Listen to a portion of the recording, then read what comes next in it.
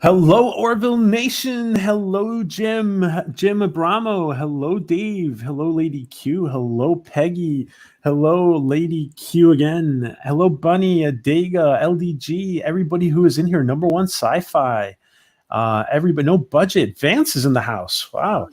No budget productions. Hey, Eric, how are you, my friend? I am doing good. I am doing good. How about you? Good. Did we got rid of that echo, Yeah, right? we got rid of the echo. So Okay. It I'm happens to doing me great. almost every time. I'm doing great. Coming along. Been working really hard on the planetary step.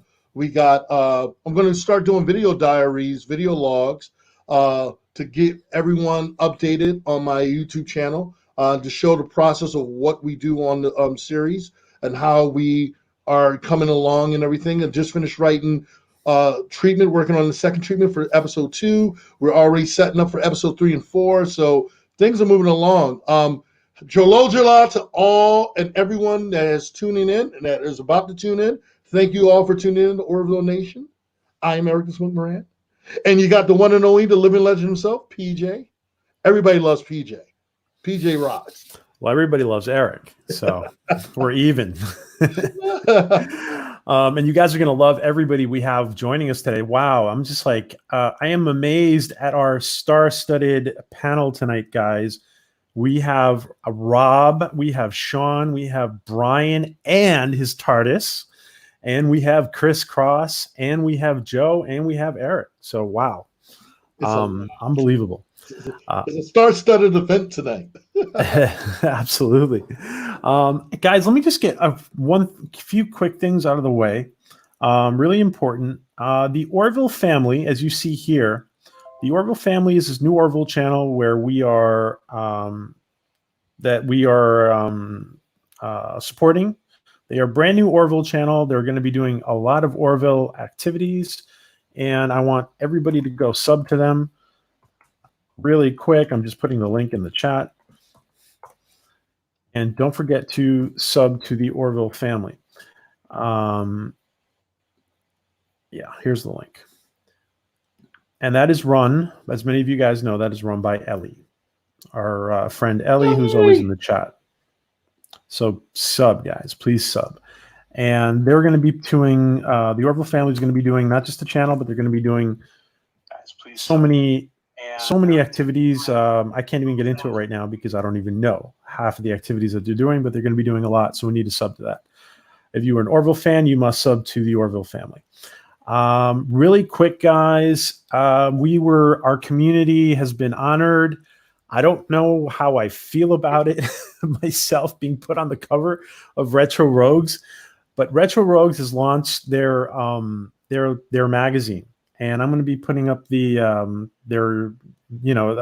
going to be reviewing all Retro Rogues publications, and I will be putting that up in the link below this channel.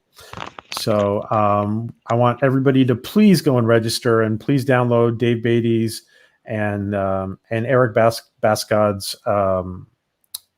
Base God. They're awesome production, and as you guys know, Dave Beatty has been, an iconic cartoonist for Marvel, DC, and others. And of course, we have another iconic cartoonist here tonight, Chris Cross. So please check out Retro Rogues. I'm going to be putting the link in there. All right, my friend, you ready to go? I am ready. Everybody's saying they're loving your outfit, man. And so we're gonna go and start right off the gate and introduce the first guest of the night. This gentleman is the head writer of A Planetary Step. He's also the authority when it comes to anything and everything from props to storylines and anything that's dealing with Doctor Who. He's also the creator of Legacy. He's one of the co-creators of the Doctor Who Torchwood series, Legacy.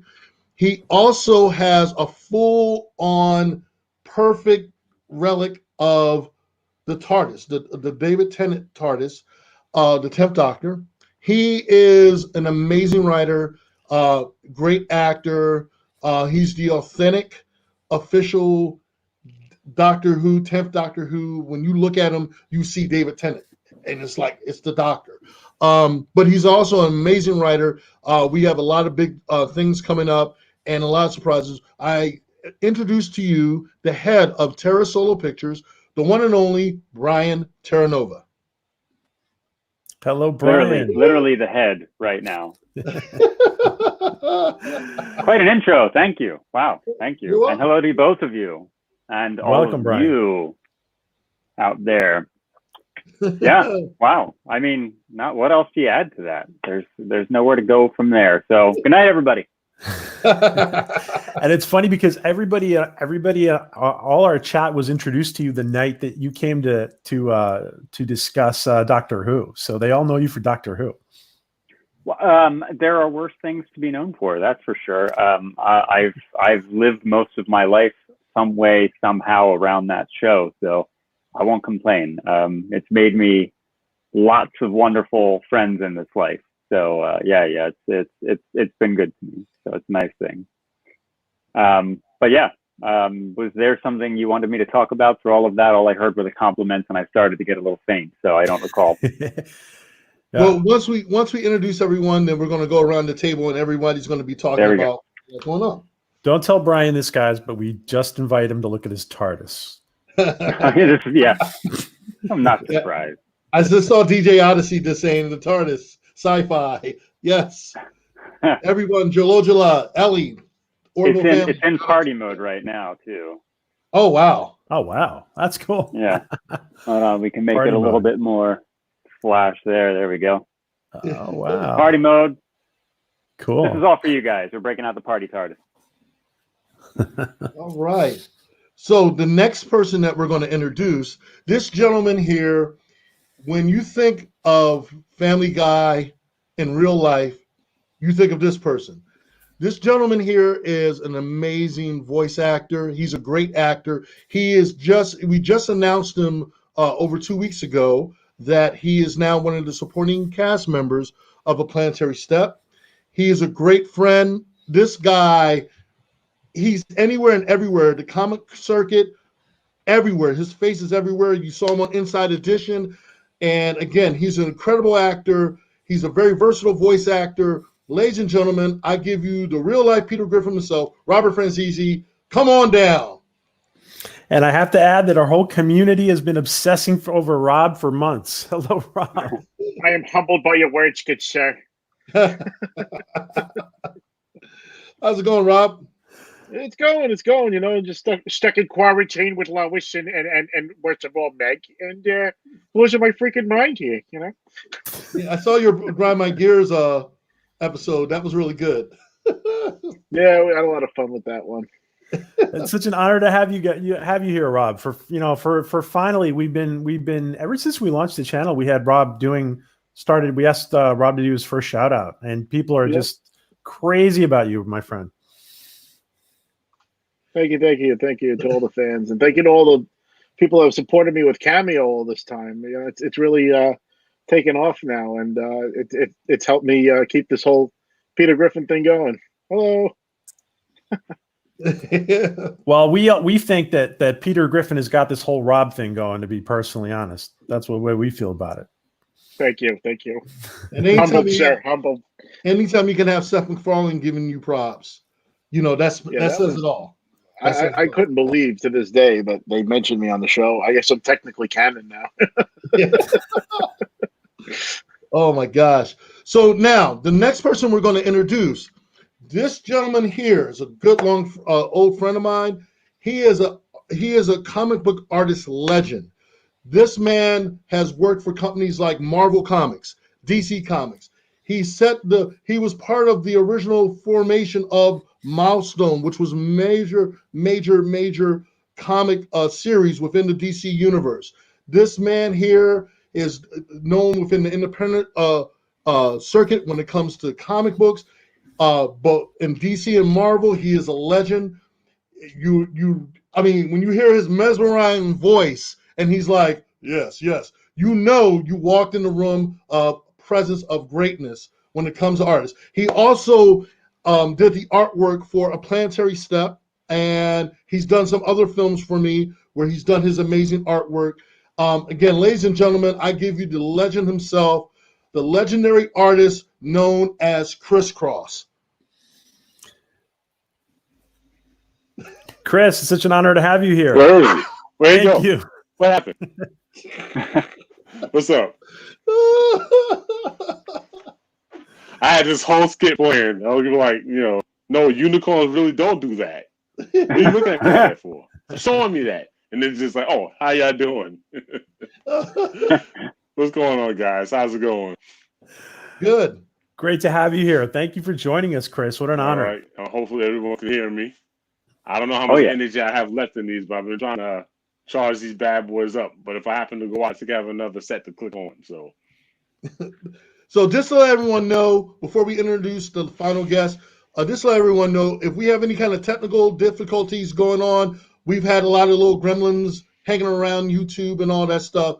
If anything goes wrong, make sure you still hang in there with us. If something shuts off, just come right back on. Either way, we want to make sure that everyone stays on. Hang in there with us. We appreciate all the love and support you guys are giving us. Again, we could not do this without you. So thank you. So, Cross, how you been doing, man? Yo, hustling, man. A lot of work. A lot of things going on. Hey, Dave, what's going on? Dave D Sound. How's it going? Yeah, everything is going well. Pretty busy. Okay. Just trying to make time for you guys, Right after this is right back to the drawing board in the cave and making carnitas in the kitchen. Okay. Well, yeah, multi-talented. Well, now we're going to move on to one of our main guests tonight. I like to think of him as one of the guests of honor among all of you. He is like the guest of honor. This gentleman here is another good friend of mine. He was the featured guest on the Orville episode Sanctuary. He's going to be talking about that tonight. He's going to be talking about his makeup, what it was like being a Mocklin. This gentleman here is a well-rounded actor. He's played on a series of different TV shows. He's done theater. He is also one hell of a cosplayer.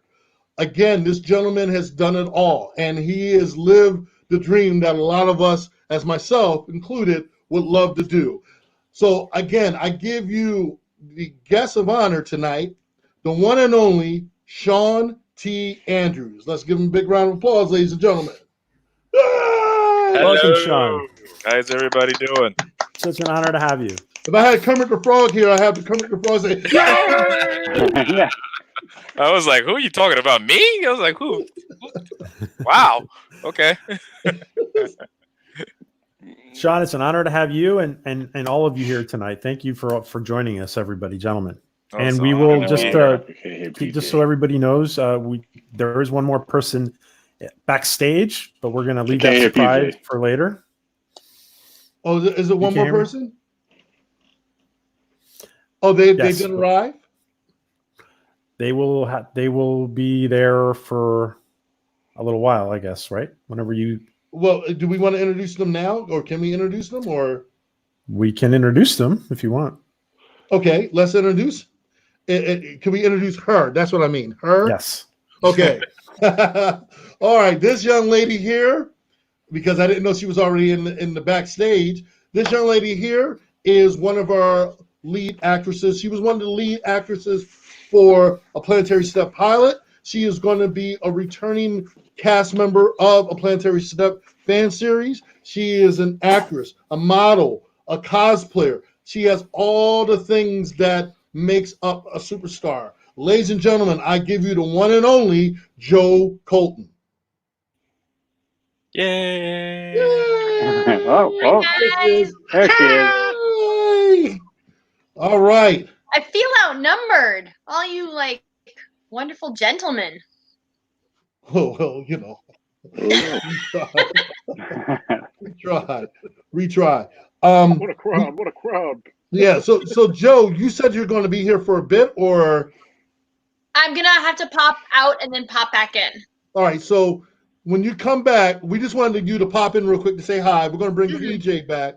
When you pop back in, let PJ know so you can slide back into the conversation. Okay. Okay. Because I know you're trying to get ready. 5 minutes, and then I have to go out and then come back in. Okay. Okay. So we're going to be going around the room. And first off, and also later on, we're going to be having an audience of anybody out there wants to ask any of the guests questions, whether it's Shawn, whether it's Cross, whether it's Rob or Brian, or even Joe. Please, don't hesitate to write down your questions and be ready to ask them. So let's start off with Brian. Brian, what has been going on as far as your writing and everything else that's been going on with you? What has been going on? I've been working on multiple projects actually lately. One or two, quite possibly with you, Eric. You might or might not know about. I don't know. So obviously, I think we talked about this on another podcast. I did do Doctor Who Isolation. That was a project with a friend of mine in Australia, which is obviously brought about by all of this madness we are living on a daily basis here. Little 5-minute short, fun little thing. If you want to check that out on my YouTube channel, which is under my own name, which isn't showing there, but you get it, Brian Terranova or Terra Solo. Of course, I just got a story treatment from Mr. Eric for the next Planetary Step episode, so we'll be looking at that in greater depth. And other than that, I have a couple other things not quite 100% ready to talk about, but there may be just for some of you fans out there, for some cross pollination of fandoms, there may be a continuation of Legacy in the works. May or may not. Can we confirm? Legacy is it's a Doctor Who Torchwood spin-off series that was created by Eric, myself, and Jay Justice. And we did a couple episodes a few years ago. I say a few, about 7. And we left it hanging in the wings. And we always knew we were going to finish it. But my life went in a little bit of a different direction. I think even Jay's life went in a little bit of a different direction. And we kind of all got away from it. And Eric and I have been talking, and we kind of hit that key moment where it was like, whoa, this is it. This is the one. So we have the story, we have the next chapter, and we're looking forward to getting that out there for everybody in the next year or so. I guess obviously we've got to get through some of this Planetary Step stuff. Got to get this stuff out of the way before we get to the good stuff. I mean, no, we've got a lot in the pipeline. We have a schedule. We got to put things down. But yeah, so pretty much we're working on the story treatments right now and moving forward with that. Okay. All right. Now, Joe, we're going to get back with you, Brian. Joe, what have you been up to? I have been doing some commission work for some costumes that are going to be unveiled at Great Philadelphia Comic Con Labor Day weekend. And I have been working on the Orville, my Planetary Step costume. I needed to do a few adjustments, and William J's costume fitted to him and altered, so we're ready to go on that one. Okay, all right. I've been kind of busy. I sew a lot. All right. Rob, what about you? Because I know we talked about your cameo and everything. What's been going on with you as far as voice acting? Cameo's been like the big thing. I've really been getting a lot of those requests, which is really, really great. A lot of people have been stuck inside and haven't been able to give like physical gifts. So Cameo has really stepped up and been able to provide people with a meaningful gift that's social distance friendly. And I've also been in contact with the real life Lois, my friend Mandy, and we've been trying to work around social distancing and trying to put out more content and stuff, because we would like to get out some more videos. I posted my first Grinds My Gears just recently, the first time in like 3 or 4 months. I'm terrible, I know, but I put that out there, and it does feature a cameo with the real life Lois and the real life Meg, Anya Winchester, and you should check out those two ladies because they're both awesome, and they keep me going for sure. All right. So, like, before I start diving into Cross's background as far as comic books, being an artist and everything, Joe, do you want to step off so this way we can bring PJ back on, and then this way we can get the ball rolling? Yes, we can. I will be back in a little bit. Yes. So Jay's going to step out, but I mean, Joe's going to step out, but she will be back. Okay. Yes. So wait? He just kicked Brian out. So wait. Okay. All right. So Jay, say we'll talk to you later. You got to bring Brian back on. You just kicked Brian out. Brian is I think that we lost him. So, but if Joe's going to come back later, that's fine. Yeah. Okay. Yes. Brian will be back. Brian will be back. So Cross. Let's talk about you and your career as an artist.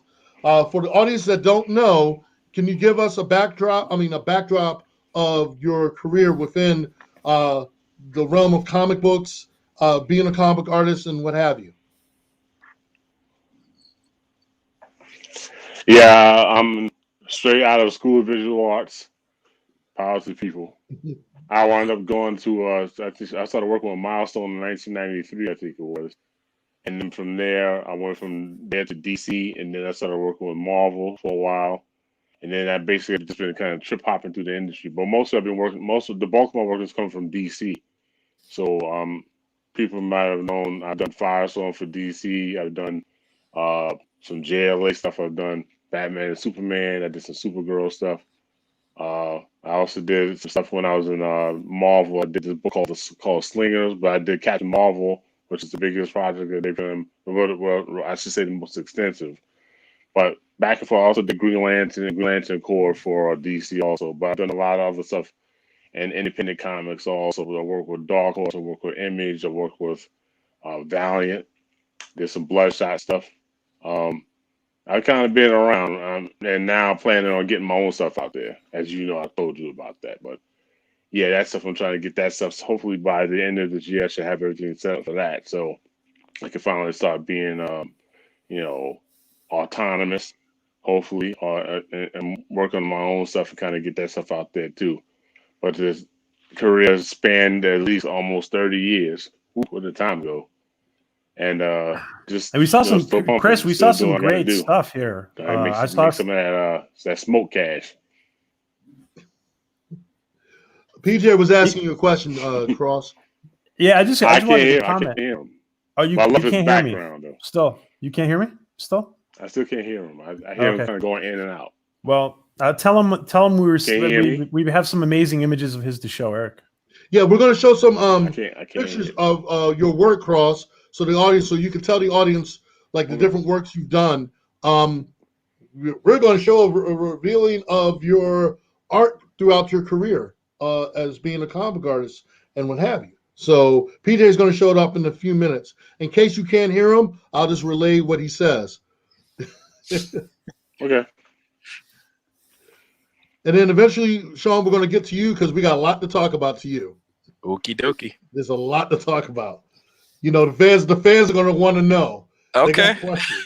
I ain't going nowhere. I ain't scared. Yes, guys, we have Shawn. Just to be clear, anybody in the chat, Shawn has been on the Orville, and he has played a Mocklin on the Orville, and so we're gonna delve into that real soon. He was on the episode Sanctuary. That Playing was a Torin. crucial episode because they pulled all the stops out on that one. I mean, they had everyone from Tony Todd on there to Maria Sirtis, Ted Danson. I was like, God, dog. F. Murray Abraham. Yeah, Kelly. That was crazy. Okay, this look familiar, Chris? So, Cross, this I ain't seen that in a while.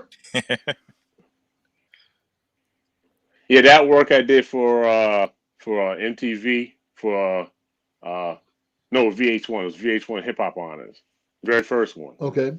I got the call from the people at VH1 to do some hip hop stuff for the old bands, the ones that was the innovators.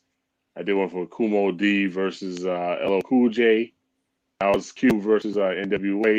There was Kumo. Who else was I think it was man, so many of them. I'm trying to remember all of them.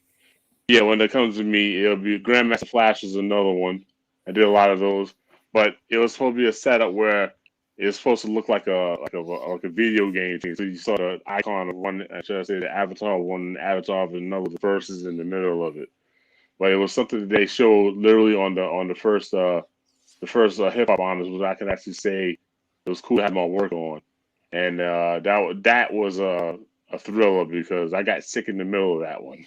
Every time I see these pictures, I remember how sick I got. Still having to complete that assignment, but we had fun doing it. Me and a friend of mine named Felix Serrano. He did the color work on that. We jammed together. How long did it take you to work to put that together? We had I think it was maybe about 2 days to get that together. Okay. It was a serious crunch. So I had to get everything done in a certain amount of time, and they had to ship that, send that to the colorist, the partner at the time who was jamming on that. So we had to get that stuff done, and it took us. We had to work 36 hours straight to make the deadline. It was grueling. Eric, ask him. Ask So him when that they in the took it, face. they grabbed it, and then we got everything together. They loved it, and it was a great honor to be able to look at my television set and see that those particular pieces of art were kind of strobing back and forth on the massive screen that they had. Okay. PJ wanted to know that was supposed to be Ice Cube on the other side, correct? Yep. Ask him, Ice Cube Eric. and Ask NWA him. on the other side. Okay. That's when they were kind of going at each other at one point. PJ, you were asking what? Can you ask him? It looks like in his frown, in the close up we have of his frown, it looks like we have two fists in this, like right above his nose. Is that intentional? Oh, you're talking about right, like in this where his frown. Yeah, in the close up, it looks like two fists right there. Is that intentional? He said he wanted to know, was that like the forehead? It looked like it was two fists coming together. Was that intentional, or is this part of the art process? That's not intentional. I didn't see two fists. He just happened to have a meaty fro that he does because he's always kind of working that muscle. He's always trying to look mean. So he's just got a lot of muscles in that forehead. Yeah. What can you say? Straight out of forehead. Oh man, that's great. But that's his signature right there. That all that stuff going, all that scowl, that little scowl he had. That's his signature scowl. So, yeah. Do you have another piece on? What's so funny about that is the funny thing about that is I don't think I had much reference for that. I almost kind of did it out of my head. Oh, really? And it just happened to look like him. I was like, yeah, because it's never happened again. It's really spot on. Peter, did you have another piece you wanted to show? Yeah.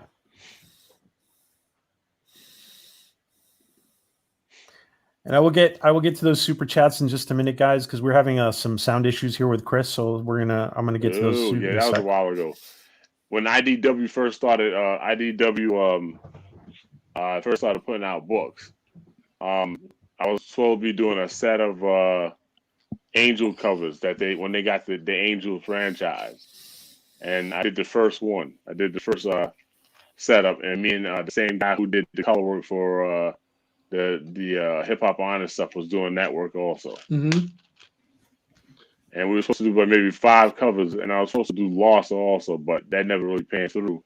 And I wound up doing that first, and then after that, I think some things kind of fell through with that particular book. I don't know what it was. It didn't last long, but I wound up having to bow out because clashing deadlines, Okay. Yeah, I had fun with that one. I love that piece. I didn't realize you did Angel, so that's why I was like, wow. Mm-hmm. Now here's the question, because I know some people might ask you this question. The artwork you've done, like you've done stuff for me and all, but the artwork you've done for like based off a TV show. Did you ever have any of the actors or singers or any of the entertainers who have seen the artwork and like complimented you or thanked you or anything? I've had a couple of people, especially when I've gone to cons. Mm-hmm. I've had a couple of people who have seen my work come up to me and like really thank me.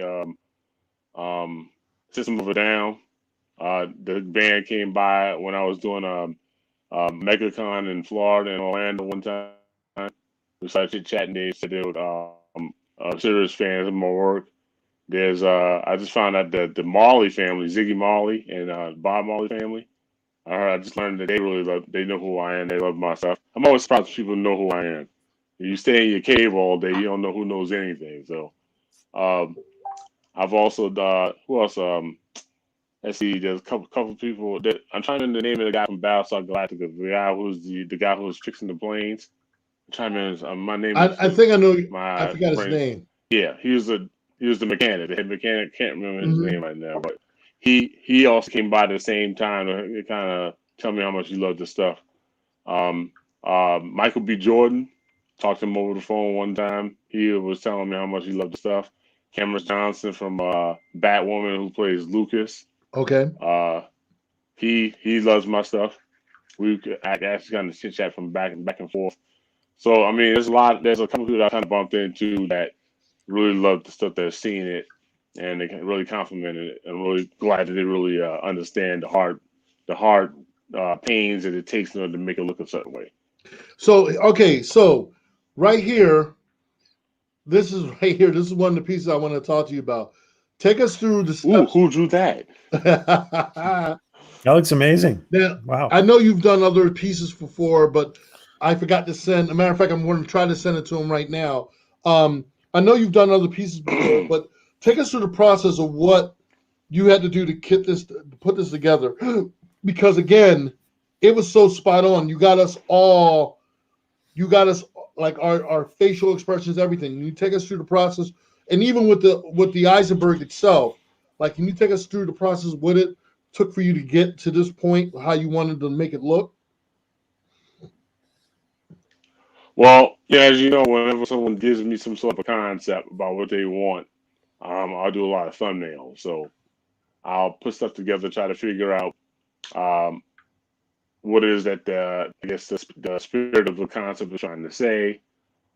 I need like tons of reference so I can make, especially if it's a likeness type of situation. I want to make sure that I have enough, reference to draw from, so I can make sure when I look at it, I can say, okay, this will fit if I be able to put this in a particular position, or something that gives space and be able to give the thing the core portion of that particular illustration the shine that it needs, and hope everything has an accoutrement that makes it look nice and uniform, nice and dynamic.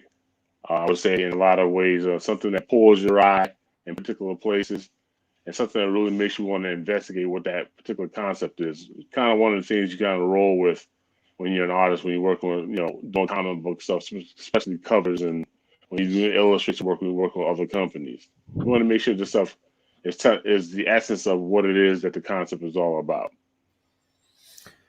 If you can just tell him, Eric, But that the feedback from the whole community was great. That particular piece, I mean, I had a lot of direction from you when you wanted me to jump on it. So it's always good to talk to the people who are actually putting this up, want you to put this stuff together, so you make sure you give them what they're looking for. Hold Hopefully, on. get to tap into their head a bit. Cross, PJ was just telling me. Go ahead, PJ. What were you saying? That the just let him know that the community from the feedback from the entire community about this his Orville art, his Orville planetary step art was fantastic. Yeah, everybody, like TJ was just saying, everybody in the Orville community really, really was blown away from the artwork you did for Planetary Step. Even Tom Castellano, who's the executive producer of the Orville, asked to debut it on Twitter, and that was like a major thing. We were like, wow, yes. So that speaks some volumes. I just sent PJ, I just sent you something that we will also like for the audience to see, because there's a story behind that as well. But yeah, and we happen to know a Mr. Castellano but it's Costantino. He meant to say Costantino. All right, I said it wrong. Forgive me, Tom. Forgive me. I said it wrong. No, we all get confused with some of those very similar Italian names. Oh my gosh! So forgive me, Tom. Forgive me if you're watching. Forgive me. But there's a Cross. How long did it take you to get because you got it really detailed with the Eisenberg. You really detailed it. Like, how long did it take you to put that together in itself, like making the Eisenberg?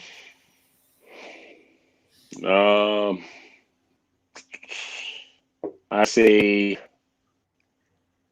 Well, first of all, I needed to have a ton of reference because you want to have, I guess you want to have the right look, the right angle. You want to make sure you have the right reference to get that stuff done. I would say it probably took about a good 3-4 hours to make sure I had it right.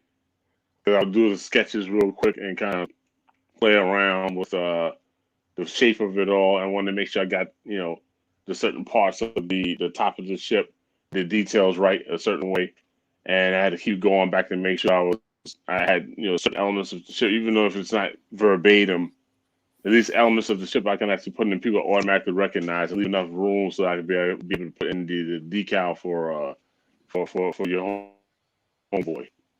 Yeah, because even people are like saying how much they were blown away how you got JP's likeness down to a T. And what's so funny because like I told you a couple days ago, JP uses that now for his Egotastic Fun Time for his show, and because he loved that art piece so much. And with Joe, of course, and myself, you really got us down. And of course, John in the backdrop, John Royster, who plays as the Admiral in the pilot episode, you got us down to a science. So that speaks, like I said again, that speaks in volumes how good your artwork is. Because I remember when you showed me, I was like, oh my God, holy crap. Like, this is so, you're like, spot on. Oh my God. You're like, did you trace that? And I'm like, did I trace it? No, I didn't ask you. All the work I put in was like, did I trace it? No. I would never ask if you traced it. Even my wife was kind of really she was pretty gung ho about it when she saw it. She's like, oh, it's just like him. Not bad, not bad. That's why I get not bad. Yeah. She said not bad. But as long as I had fun with it though. I had fun with it.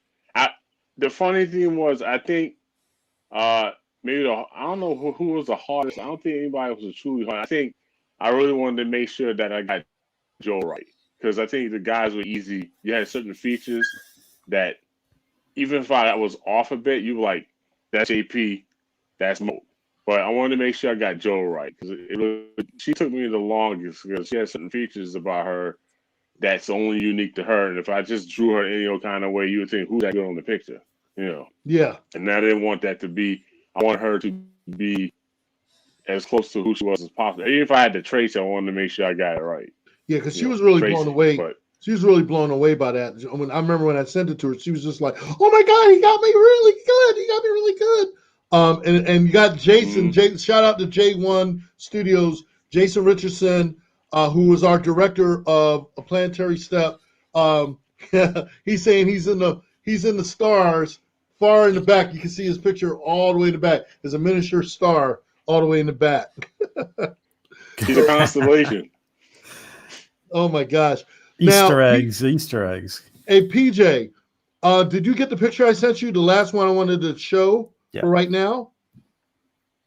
Which one is the one? I have a couple more.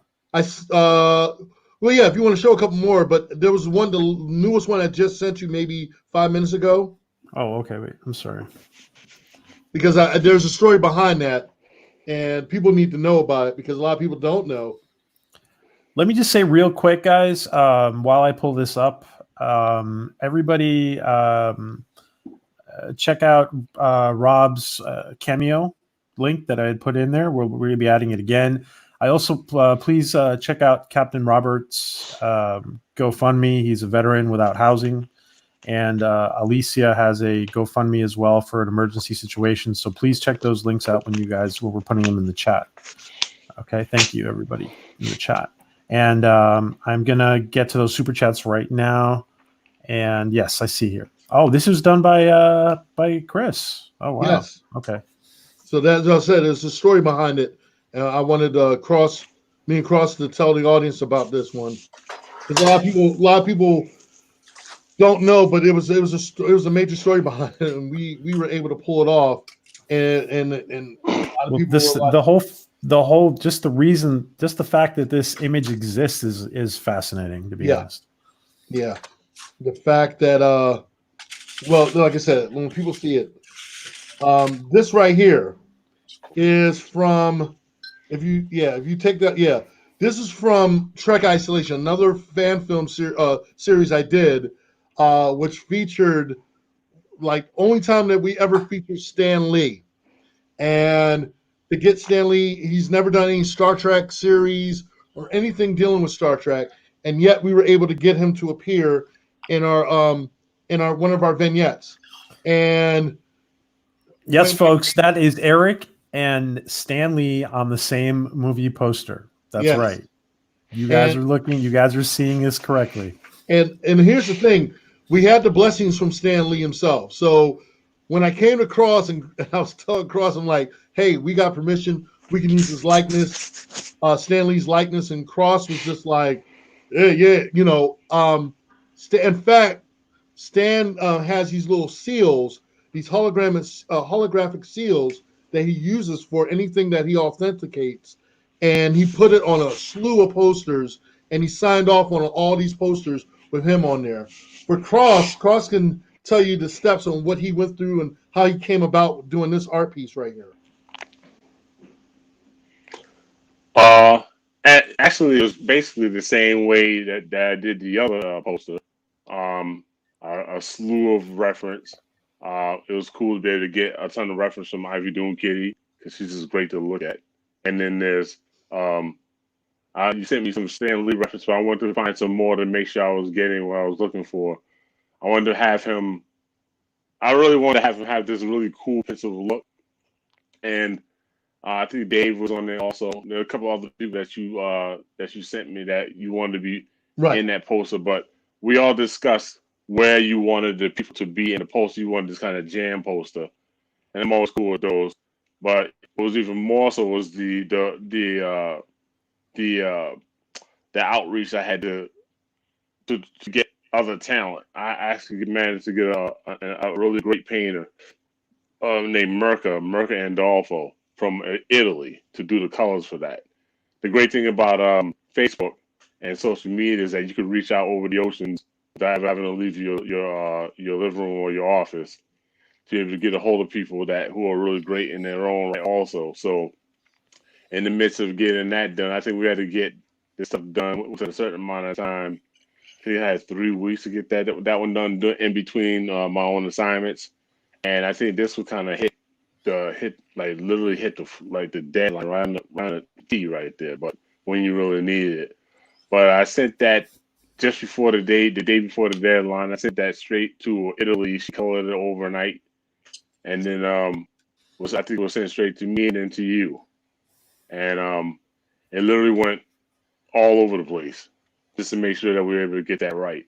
I was really proud of how the way that one came out. All that, the little cyclone in my head right now is looking at that piece like the color was off on that. I don't know why, driving me nuts. But I got on my board over here. I also have the Stan Lee, the signature, the autograph. They put that particular that sticker you were talking about right next to him. Okay. And it was cool to be able to say I had something to do with Stan Lee in that portion, although I had other things I was dealing with, working with him also. But it was cool to say I was actually able to draw him and kind of connect with him a bit before he passed. Yeah. That's spoken volumes. You know? And it's immortalized from forever. So it's always, and that, like I said, it's framed up on my wall over here and stuff. So, but like I said again, PJ, you had a couple more art pieces you wanted to share? There's 2 more, yeah. And just please tell him that this is really a historic piece of art. That one came out the best. Really? I'm sorry, PJ, say it again. Hold on, Cross. Just tell him it's a historic piece of art. Really. PJ says it's an historic piece of art, and like as he has right here on the comment on the super chat thing. I can see. Yeah, I can see that. Yeah. So thank you. He's really blown away. He has 2 more art pieces he wants to show off to the audience, and then we're going to get right to Shawn afterwards and talk to Shawn about his career leading up to appearing on the order spinning. And yeah, there we go. I saw a screen spinning, and I was like this. Ooh. Okay. Give me 1 second, real quick. Give me 1 second. Commission. Real quick, Eric. I do want to acknowledge and Mac that super chat. I want to thank Mac Entertainment World for Max World Entertainment for that super chat. I can't put it up because we've lost it. Max at World Entertainment, guys, please sub to Mac. He's doing some amazing work. They are doing. They're doing so much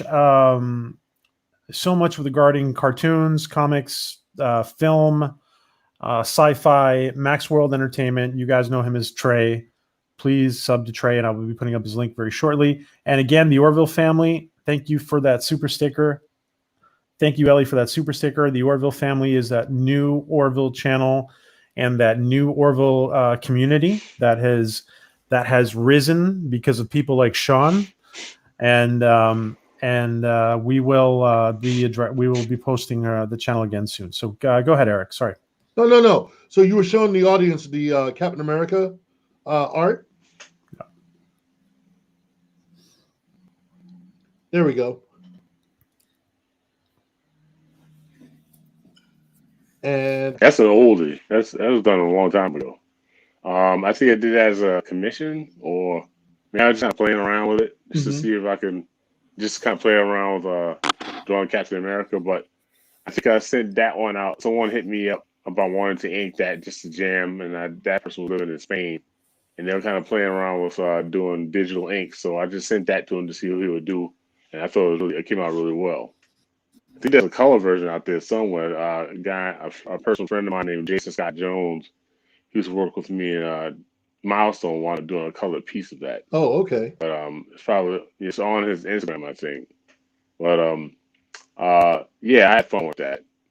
I need to make sure I send you guys a lot more stuff though, more current stuff. Well, you know, that was pretty good. You're so busy. I had to pull out what I could pull out from the archives. No, I'm cool with it because I haven't seen that in a while. He's jacked. He was saying how PJ was saying how Captain America's jacked. and well, the next one's I'm putting up is a female, and she's jacked too. It's really interesting here. Yeah, he's got one more piece. PJ's got one more piece he wants to put across, and you'll probably want to talk about that one. Beautiful work, Chris. Oh, you really did go back in it. Someone gave me a challenge to see how muscular you could make Wonder Woman and still be feminine. I think I went past that limit. That looks great. I love that piece. But she's feminine. She's feminine. But I wanted to give her an impossible figure and see how far you could push it. He almost has that look like Big Barda, like Big Barda from New Gods. Yeah. She almost has that look also for Big Barda. Yeah, because I kind of had this. You had this philosophy that Wonder Woman is probably supposed to be the most beautiful woman you've ever seen, and she should have a figure that no one else has ever gotten to see ever. Like when people like Halle Berry come next to her, they feel like they shrink next to her. Like they just look at her like you're the most beautiful woman I've ever seen, and she's so humble about it. It's not even a big deal, but she's confident about who she is without playing the whole, playing that woke stuff, But she is who she is, the way she is, and she's one of the three legends of DC Comics. So I wanted to make sure if I ever got to draw her again, that I want to, an archetype I want to kind of play off of. If they wouldn't allow that to happen, then I'll do something for myself. But I thought the drawing looks okay. I just think her arms are too big. But I just wanted to play around with it to see how it would go. But other people liked it. Okay. I think people liked it. So that was actually fun enough. I did that as a concept drawing. So because I did a version of a Justice League of America with Batman and Wonder Woman in it, and I wanted to have an idea how I was going to tackle her. So I did that particular drawing first, and then I went right into the page. I think it was JLA 66 or 70 or something like that, way before they did the whole big 52 thing. Okay, so right now, Cross, this is some of the some really great art and all that, and we're going to dive more into that later on. So what we're going to do next, we're going to shift gears, and we're going to dive in to Shawn and his career throughout the course of doing theater and TV, leading up to him appearing on Orville and his experience and taking us through what it was like through his eyes and everything else. So, drum roll, please. Shawn What's going on, man? What's happening, man? What's Everything's going all on? good. Nothing. Just chilling and watching all this cool artwork and cool people. So, Thank you. getting any cosplay ideas, man? Oh no, sorry, I don't fit into a Wonder Woman outfit. I can't do that, so that's not gonna happen. I'm thinking, I feel bad. okay, if you want to go there, we can go there. No, I'm good. So why don't we take it? Don't give Smoke no ideas. So why don't we take it to the beginning of your career in the entertainment circuit, like how you started out and everything. Give everyone a background of how you came up. Well, I'm born and raised in Brooklyn, New York. I went to Howard University in DC. But the funny thing is, I was a physical therapy major in college, and I switched my major over to athletic training, and then I interned with the Philadelphia Eagles, and then was a personal trainer and strength coach for about 12 years. And then one day I was like, I want to do cartoons. I want to be a voice of a. I want to do voice. I got into acting through voiceover, actually. I went to found like the School of New York Film and Television, and went to evening classes, and then that spiraled into advanced voiceover, and that spiraled into improv class, then acting class, then I was like, I was taking to it so quickly, and I was like, I really like doing this, and then I was like, could I really do this as a living? And then I was like, I said, the hell with it, and I just pound the pavement and hustled and grind and found agents and started booking small stuff. I mean, first I was doing like background stuff like everybody else, and then I started booking under fives. Then I booked like I was in the Cookout with Queen Latifah. That was my first movie. And then I started, booking Law and Orders, and then just shows like that, the original Law and Order. I'm recurring on SVU, and then I got this audition for the Orville, which they were casting in New York, and they had it at the Fox building, and I was already a fan of the show, so I wanted to be, prepared for this. So I was making sure that I knew the cadence of the Mocklin, how they talk, and my character name was Torin, so he spoke like this, and his cadence was not like others, and it's just when I went to the audition, I thought I did great, but once you do an audition as an actor, you forget about it. So I got called a week later, and my agent was like, they want to fly you out to LA. I was like, what? Say that again? And it was like, yeah, you got it. I was like, nah, this is a joke, right? So they flew me out there. I was out there for like almost 3 weeks. And it was just an amazing experience. And I was like a kid in a candy store, like going on the set itself. It was just, I don't know. It's hard to explain. It's like you're like say, because I'm also a Star Wars fan. It's like if somebody told you you're going on a Millennium Falcon, and yeah, you're gonna actually drive it. And I'm like, oh, okay. What do I do now? But it was awesome. It was awesome.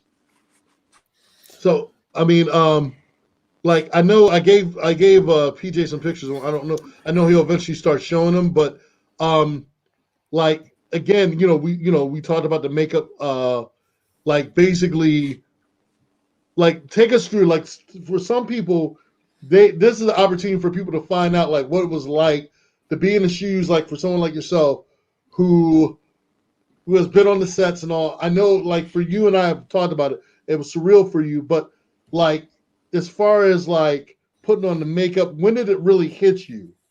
And then you also talked about because you didn't know who was the director and everything, and yeah, that was and then like you guys mentioned earlier, I didn't know till the episode aired that like Tony Todd and who else was on it? F. Murray Abraham was in the episode. I was like, what? Because I saw Tony Todd, I saw him talking to somebody, but I didn't know he was on the same episode. and I was too scared to say hello because everybody knows he's Candyman, and I'm not messing with Candyman. All right, so when I got into the first day of makeup, which I was so giddy about because I mean, as you know, I'm a cosplayer and I've done like my own makeup before. So, and they were asking me, "Are you okay with having like wearing latex makeup for like hours at a time?" I was like, "That ain't nothing." I was like, "Let's do this." Because that was always a dream of mine to have like some special effects and, you know, just to be in a sci-fi. That just in itself. So the makeup it was done by Gerald Quist. He's a Emmy Award winning makeup artist. It took about an hour. He did all that in an hour. And it's an hour to put on, but it's also an hour to take off. That was the sucky part, taking this stuff off. Because it's all of it is glued on, and to take it off, you got to take off a little piece at a time. So yeah, I was not looking forward to taking it off. Putting it on was fine. We were looking at this picture of you and what's it called? Bordis. Me and Bordis. Throw the M's out. He was representing Mocklin. Represent Mockless. Yes. Oh my God. I mean, it looked like you had a lot of fun. Like even this right there, that like you could tell you guys were having a lot of fun. Yeah, Shawn, we have a couple of questions here from the chat that the people have sent in. Okay. And did you have to actually learn a language? No. Like any words in Mocklin? No. No.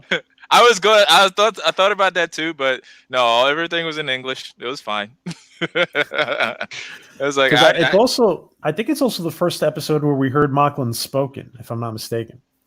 And at the very end, there's but I think it wasn't in my script. I was good. I mean, I would have learned it. That would have been not a problem. But yeah, everybody was like, I was always in the makeup chair. Like Bordis was like two chairs up, and we were just talking about his family, and his voice is really that low. And it was just so cool. And a funny thing is, you know who he plays his husband, Chad. Everybody knows who Chad, right? Yeah. Mm-hmm. And Expanse and Walking Dead and all. Yeah. So I think one day we were in makeup. And and there's also there were about 5 to 8 Mocklin extras. So we just run into people and say hello. So there's one Mocklin came up and said, "Yo, what's up, guys? What's up, brothers? I hope y'all doing well." Yeah, you know. And then I was like, "Who the hell is that?" And I was like, "Okay." Then because we never had scenes together. Me and Dad never had scenes together. So that was like, I didn't know that was him. So later on that evening, once I was out of makeup, we have a mutual friend. So we had like a get together at some burger place, and then I saw Chad. I was like, "Hey, what's up? Were you shooting today?" He's like, "Yeah, I was shooting today." I was like, "Wait a minute, you were on the set today?" He's like, "Yeah." I was like, "Wait a minute, was that you that said what's up to me?" He's like, "Wait a minute, that was you?" I was like, "Yeah." And he was like, "Oh." So we crossed paths. We didn't even know it. Wow, that is freaking nuts.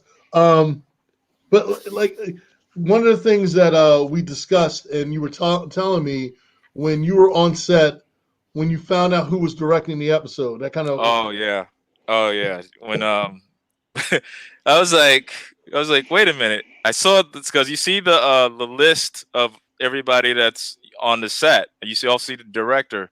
And I was like, Jonathan Frakes. I was like, why does that name sound so familiar? And I was like, nah, couldn't be. So then I was like, and I was like, wait a minute, let me make sure. And then I was like, holy crap. Wait, your mic, wait. Your mic just pulled his mic out. You just blew your mic out. You fraked your mic. What happened? Your mic. His mic out. He was busy saying "holy crap," and all of a sudden his mic blew out. Hold on. Maybe you pulled it out of the socket or something. Yeah, everybody was like getting all caught up in what you were saying. What the freaks happened? You were like this. Yes, Oh what my the God. freak has happened? And let Your- me your just mic went recognize out. while he's fixing it. Let me just recognize Hello? Ellie. Thank you. Can you hear us? Yeah, we can hear you. Hello? I can. Hey. I can hear him. I can. Wait, what's the last I thing can you hear. heard? You were like, you said right Crap. before you noticed it was actual Jonathan Frakes, and then that's when everything, you were like, oh my. I And said, everything holy was- crap. I said, holy crap. All right. And that was it. And then we're dead. I was like, wait a minute. Number one is my director from Star Trek. And then I was like, oh crap, this is real right now. But I had to hold it together because I have to be professional. I can't be, fanboy. I mean, maybe like in the deepest recesses of my brain, I'm jumping around like, yes, yeah. But then I met Mr. Frakes, and he was awesome. I met Seth, and it was a lot. I made Adrian Palicki and just everybody, and everybody was so cool on that set. It was like I mean, everybody was professional, but everybody had like a common goal to get this done and do it the best of our ability. Okay, see, now you have the facial expression that mostly just about all of us would love to have. I'm like, yeah, I'm totally feeling that. I'm like, yeah, that'd be my facial expression too. Like that's fanboying right now. That's me fanboying right now. That's not only definitely that, but you dress like a Machman. You That's couldn't hilarious. ask for Awesome. anything better while on set. You couldn't ask for anything better than Now, that. Sean, was he co-directing or was he just was Frakes directing it? No, he was. He was producing the episode. So I would take. Actually, John would be on the set, like with us directing the scene, and John Qatar. Okay.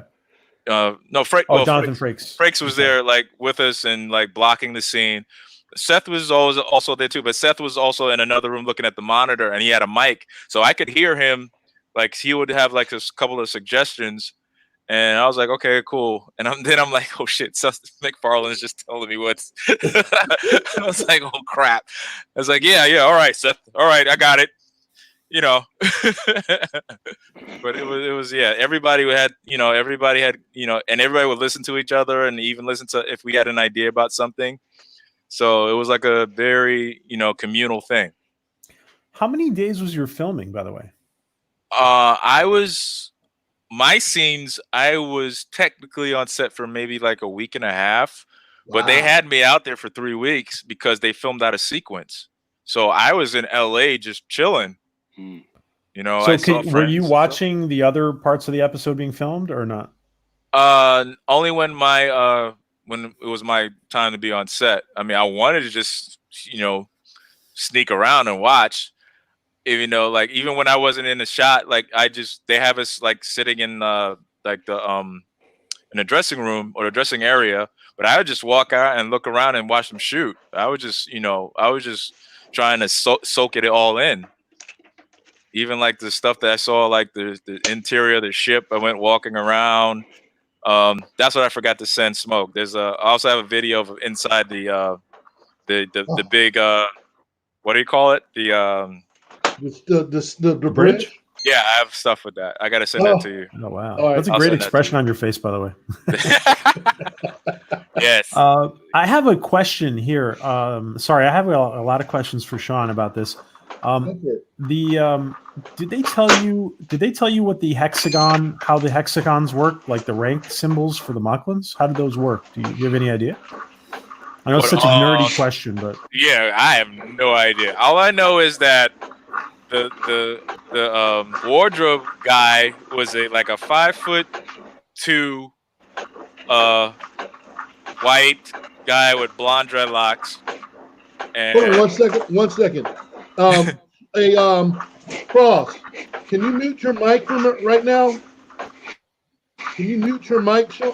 Move my mic? Yeah, because it's picking up a lot. Mute it? It's picking I'll up mute a lot it. of I'll mute you. feedback. I'll mute you. Picking up a lot of feedback. Okay. Okay.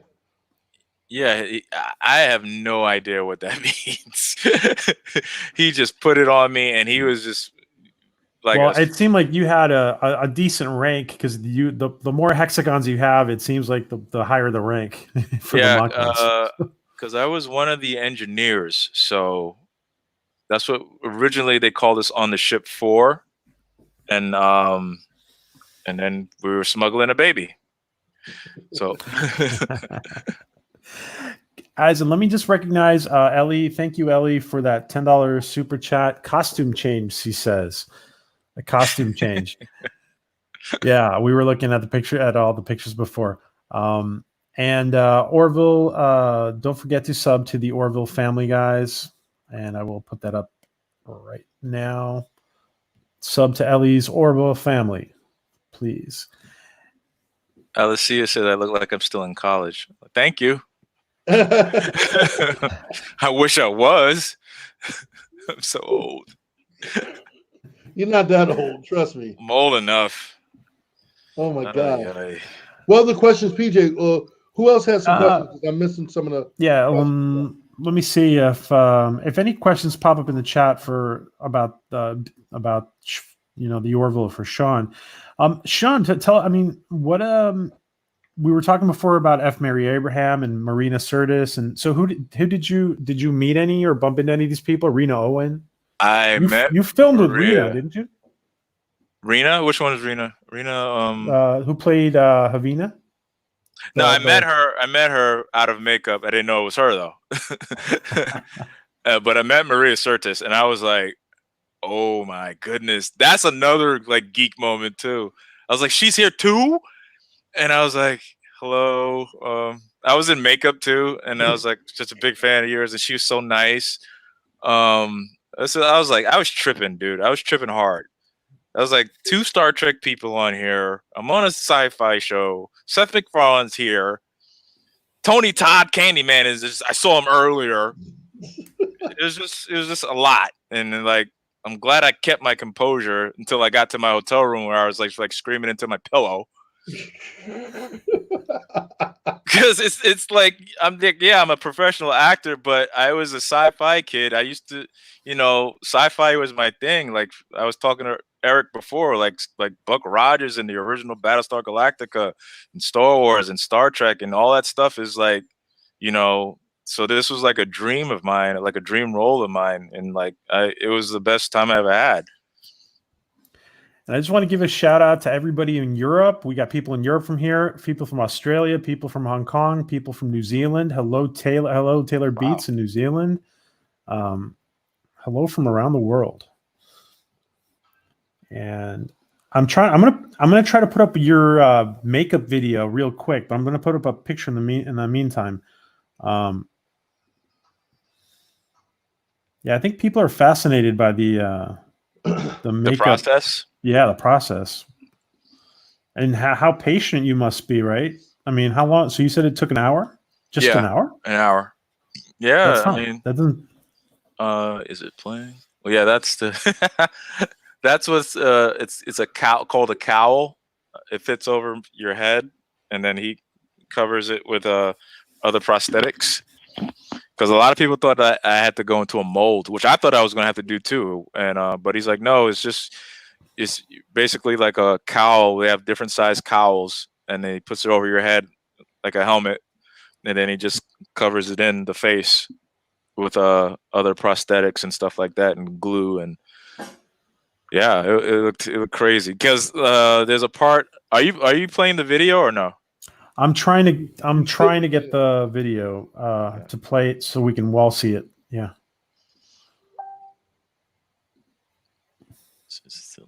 What'd she say? Somebody asked if I was gonna be.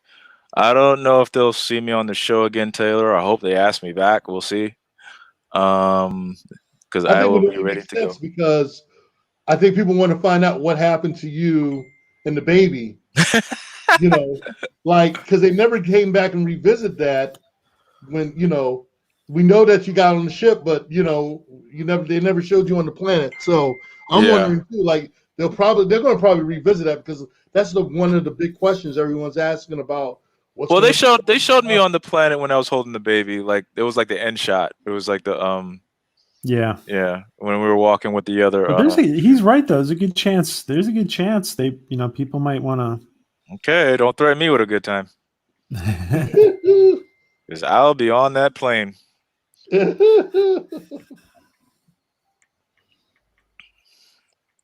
All right, let's see if this works. This is the only way it's letting me show it. Let's see if it works. Okay. Are you seeing it? I see the squiggly line. Oh, there it is. Okay. So this is the beginning of Shawn's process, everyone. Yeah, that's just me. That's the cowl that he's putting on me.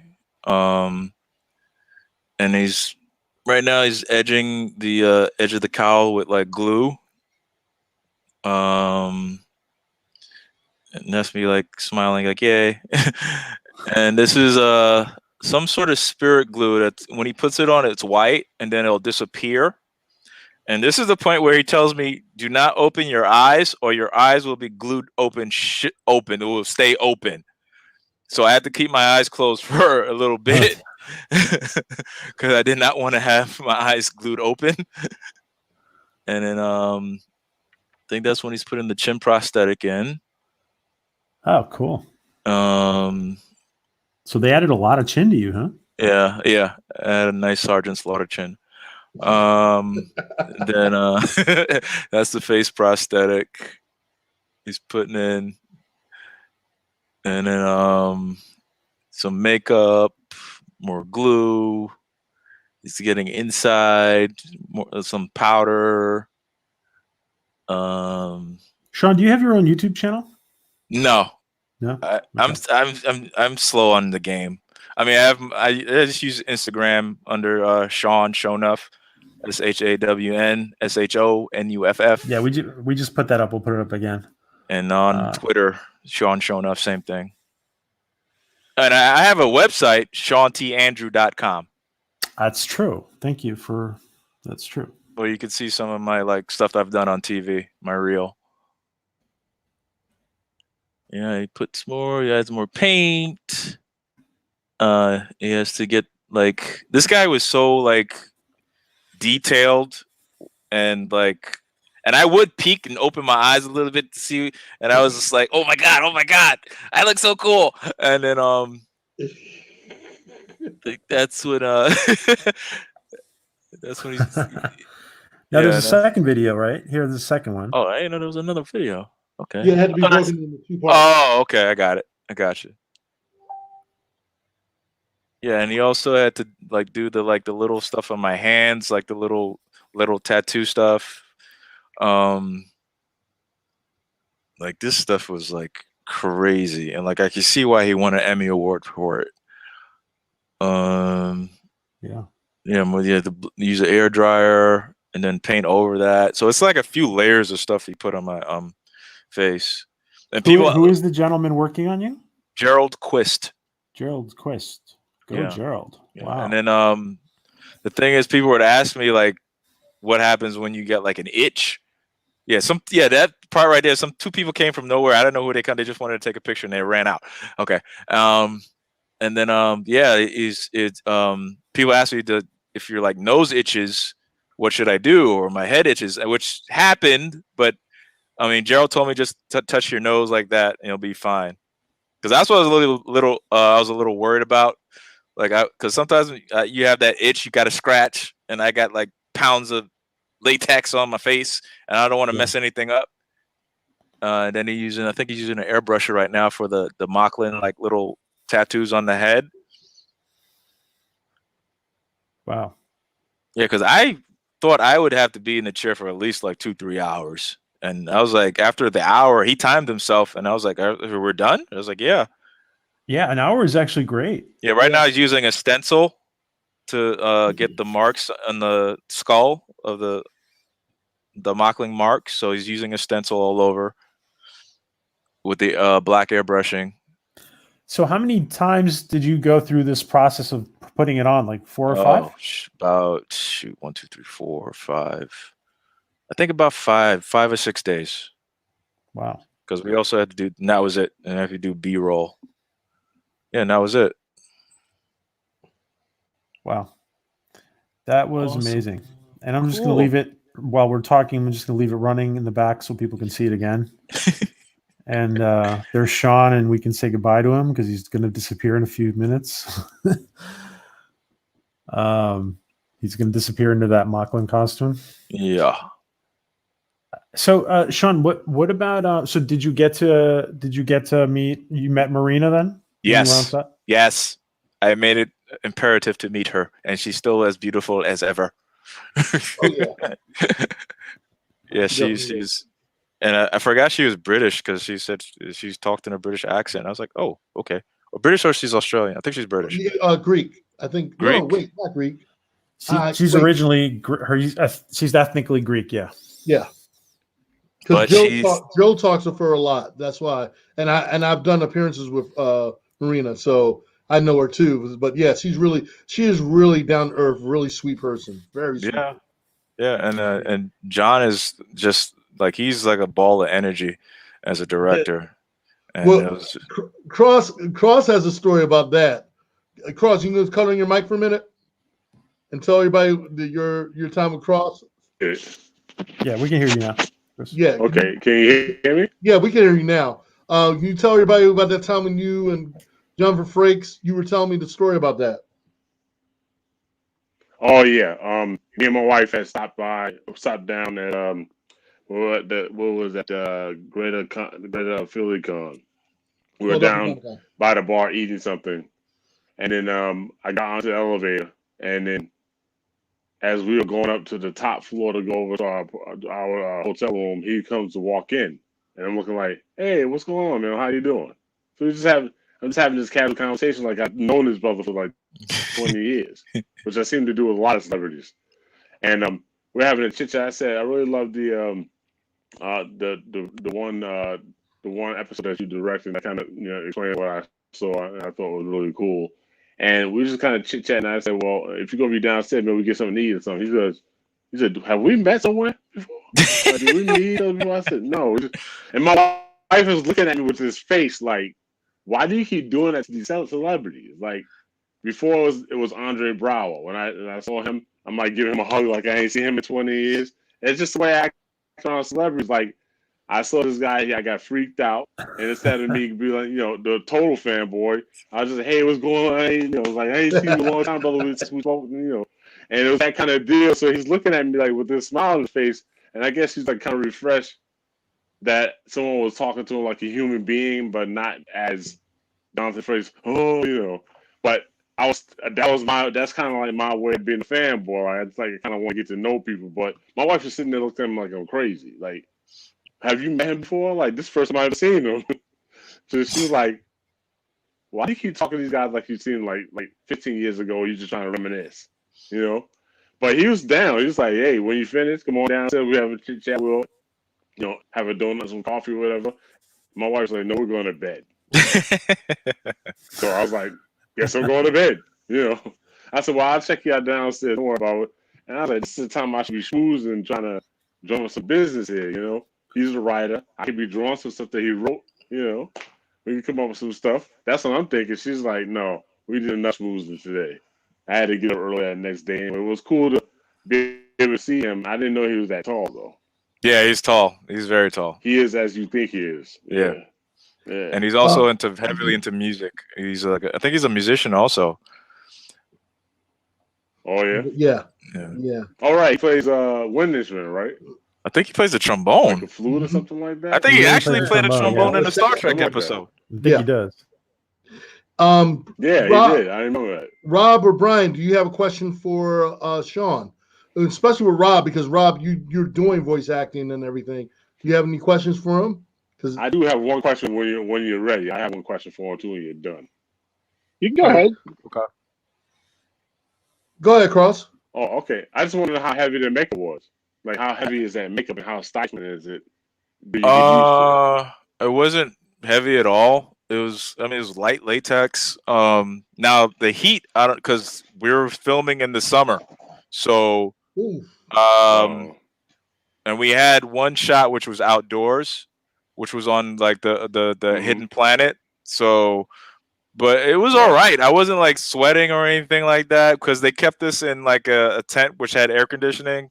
So when it was time for our shot, we just shot it, then went back and like the makeup didn't run or anything. There's always like about two or three wardrobe makeup people there to blot you if anything is out of place. Right. And I was plus I I do cosplay, so I'm in my freaking cosplay for 6-7 hours at a time. So I'm used to sweating under extreme circumstances. So that was a breeze. What about you, Rob? Because with you being a voice actor, I know you might have questions for Shawn. I mean, first of all, what was it like working with Seth? Because I mean, I have yet to meet him. I've been impersonating one of his characters for 8 years, but never met the man. He is really like low key, but he's funny as hell, you know. But he's not like, I guess, obnoxious about it, and he's just like always, you know, he's as a listener, you know, he engages with you. But I mean, I mean, the man. All right, this is a funny story. Like, so after I did finish my day shooting, they came because they had me in a hotel. So I think Seth, Adrian Palicki, and the guy I think she was married to, I forgot his name. He's also on the show. Jaws. Yeah, Scott. They were all having drinks. So they never saw me without my makeup on. So I had to reintroduce myself. He's like, "Hey, man." And he's like, "You did a great job. It was awesome." I was like, you know, my heart was melting. Seth MacFarlane, he loves my work. So then we're just, you know, hanging out. Your mic, Shawn, your mic is kind of breaking up. Hello? It started going There static. you go. There you go. Is it better? Yeah, there you go. Yeah. You're good. All right. So they, you know, was having There you go. drinks. It was some of the crew. Then people were coming, taking pictures, and he was just, you know, he's just chill, you know. And then, like at the end of the night, I mean, and like they had some, you know, everybody was drinking. She's like, and I asked him, "How you getting home?" He's like, "Oh, my car is gonna take me home." I was like, "What, your driver?" He's like, "No, my car." He had one of those Teslas that self-drive. I was like, "Oh, I guess I'm not in that tax bracket. Sorry." Exactly. I was like, I seriously "Okay." doubt it ever will be. Stinking driving. Stinking drivers. No, my car is going to take Like, me home. I have technology. I was like, "Oh, you got I had that the kind of Orville money." to take me home. I forgot. Oh yeah, He's like he loves doing the show. Like he really loves doing the show because he said he doesn't have to work anymore. Like he's told me that he's like, I don't have to work anymore. He just loves, you know, doing good work, and he really is passionate about that show, and it shows, you know. Absolutely. I think he would love you, Rob. I think he would love you. Either love or hate. There was no middle ground. Well, before we, someone I want to ask Rob on that. Taylor Beats asked, "How long did you have to wear it, and does it take longer to take it off?" Asking me or Rob? Yes, Taylor Beats. She was asking how long did you have to wear your makeup, and does it take longer to take it off? I mean, when I had morning shoots, I would probably be on set. Well, it takes an hour to put on, and then I'm sitting and waiting for them to prep the scene. We do a rehearsal. First, we do a rehearsal. I'm still in makeup, so we do a rehearsal. Then I go back to the dressing room, wait till they set up the scene. Then we do a blocking rehearsal where where the camera is going to be. Go back. Then they do the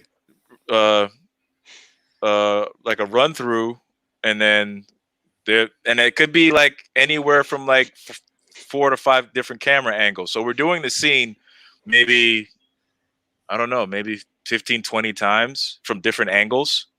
So I'm probably in makeup for about good 4 or 5 hours. And then I got to go back to the trailer, and then it takes an hour to take off. And Nice. that's the peeling, the slow peeling. That's not bad. It's not good. But You didn't have it was a D. fun. You didn't have a D. What do you call it? Yeah, does that's it why stick? it takes it. Does it Yeah, pull but I in mean, when I you try make to sure go? I'm shaved, and everything's clear. So, and the glue is very strong. So that's why it moves with my face. It moves with all my facial expressions. So you would have to take maybe a Q-tip, put solution in it, and peel and get in and peel a little at a time, little at a time, little at a time. And and then I would have to make sure I exfoliate my face. So, because it's very important that before you put makeup, you don't put anything on your face, no creams or anything like that, because it'll irritate the skin. So they also made sure that like after you take it off to put like gave me stuff to take home to put on my skin. So they're very thorough about it. I mean, if it was any indication when I did my Klingon makeup last year for Star Trek Vegas, and I went through that experience. So yeah, it's a whole big process, but it was worth it. It's worth it, man. Yeah, it was worth really it. worth it. I'd do it again in a heartbeat. You know, and see, you hear that, Seth? He'll do it again in a heartbeat. He's letting you know. He's letting you know. And any extras, I'm letting you know. We don't have no problem putting on makeup. Yeah, I come with plenty of extra myself, you know. Just letting you know, me, Robert, and Shawn don't have no problem with it. Anyway, Yeah, it but was now, fun. Rob, I wanted to bounce off of what Shawn was saying. Rob, you did do something for Family Guy with Adam West. Can you tell the audience about that? Because that's something people need to know. You did do some stuff with Family Guy. Yeah, that was a lot of fun. There was this company, Jam City, that hit me up, and they're based out of Los Angeles. And they contacted me and asked me if I would be willing to be part of a project where they were going to do a Facebook live stream advertising a new Family Guy mobile game. It was called Another Freaking Mobile Game, and it was pretty funny. It's kind of like one of those Candy Crush style games where you break all the bottles and stuff. It was all. I think Peter Griffin was he had like a traveling alcohol truck. And that was the premise of the game, is that you went around in the neighborhood and breaking all the bottles and clearing the levels was like serving the neighborhood the alcohol. And they asked me to fly out, and I thought that was pretty cool. I didn't think anybody else was going to be on the project or anything. And I get there, and Adam West is there, and I'm like, holy smokes, it's Adam West. I think they had found out like a day before, like he was going to be there. They're like, yeah, so we have you, we have Adam West, and we also had Ralph Garman, who's a good friend of Kevin Smith's. I think he did a podcast with him for a while, and he has his own shows as well. He was another cool guy, and they flew me out to Culver City, put me up at the Culver Hotel. It was pretty cool, you know. I'm from New York. I'm not used to like consistently nice weather, and this was. I think we did this in the summer, so it wasn't too much of a culture shock. There was one other time that I got flown to California, and that was in the dead of December, and that was like, you know, it was weird to me to be in the dead of December and 70 degrees on a beach, because on that time it was a channel called ITV2, and they were doing a Family Guy documentary and asked me to be a part of the documentary, and they flew me out. And what was crazy was I left work early on a Saturday, flew out to California, and I went to the hotel, went the next morning to shoot on Venice Beach, and then by that night I was flown back to New York, and I went back to work the next day. I don't think I was even in California long enough to get jet lag. Now, there's my flattering angle. Look at that. You can see all 12 of my chins here. Thank God for that pop-up ad. Yeah, but Cameo is a whole nother thing. That's been really good to me, and I've also been able to give back through that platform as well. They had a little campaign when COVID-19 first hit to do charity. So for 3 days, I donated 100% of my proceeds to No Kids Hungry, and I think they ended up raising over $750,000 to COVID-19. Wow. Which is insane. They're getting bigger and bigger, and they have real celebrities on there like Snoop Dogg and like you name it. They're all jumping on the Cameo bandwagon. So I was fortunate to jump in at an early stage, and I even brought my buddy Carrie Means in, who does Frylock on Aqua Teen. I got him onto the Cameo. But yeah, Cameo is a really awesome platform. But going back to the Adam West thing, that was really cool. That was really, really cool. I never expected to meet him, and I mean, he was like iconic. I've been a Batman fan as long as I have teeth, and I grew up in the world of the Batman and Batman Returns, and like the world had Batman fever when I was a kid. I think I've dressed like him like 4 years in a row for Halloween. But even my dad liked Adam West Batman. Here, I got a little trinket. This is actually vintage. That was my dad's. The little Adam West Batman figure. Wow. which was crazy. And we did the little Facebook Live thing, and Ralph Garman interviewed me. They asked me to do the, I was dressed like Peter Griffin the whole time, and they had me read, like, I think the instructions to an enema as Peter Griffin, just to make me do funny stuff as Peter Griffin. And they're both hysterical because I'm just talking like this and reading off of the package, and it was just completely ridiculous. But we did that. I fought the chicken in front of Adam West. I was like, you're lucky Batman didn't get involved.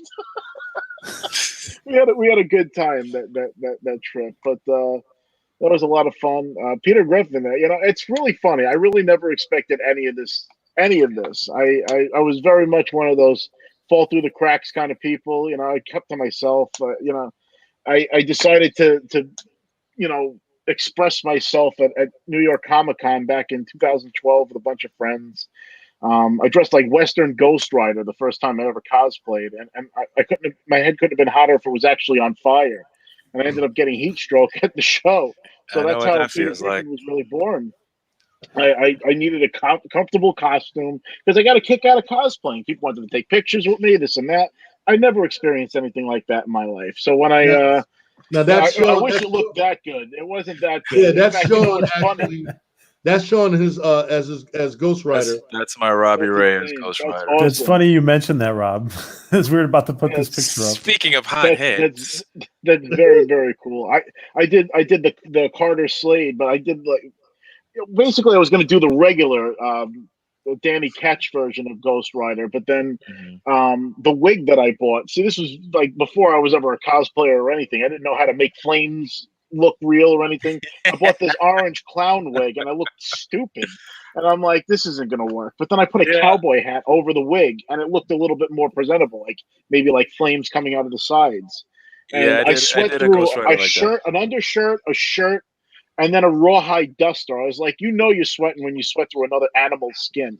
But I had a lot of fun that first day. And I threw together the Peter Griffin costume and I went to the con the next day with my friends. And I started doing the voice at the show because I do 1 million voices. Peter Griffin's just one of 1,000.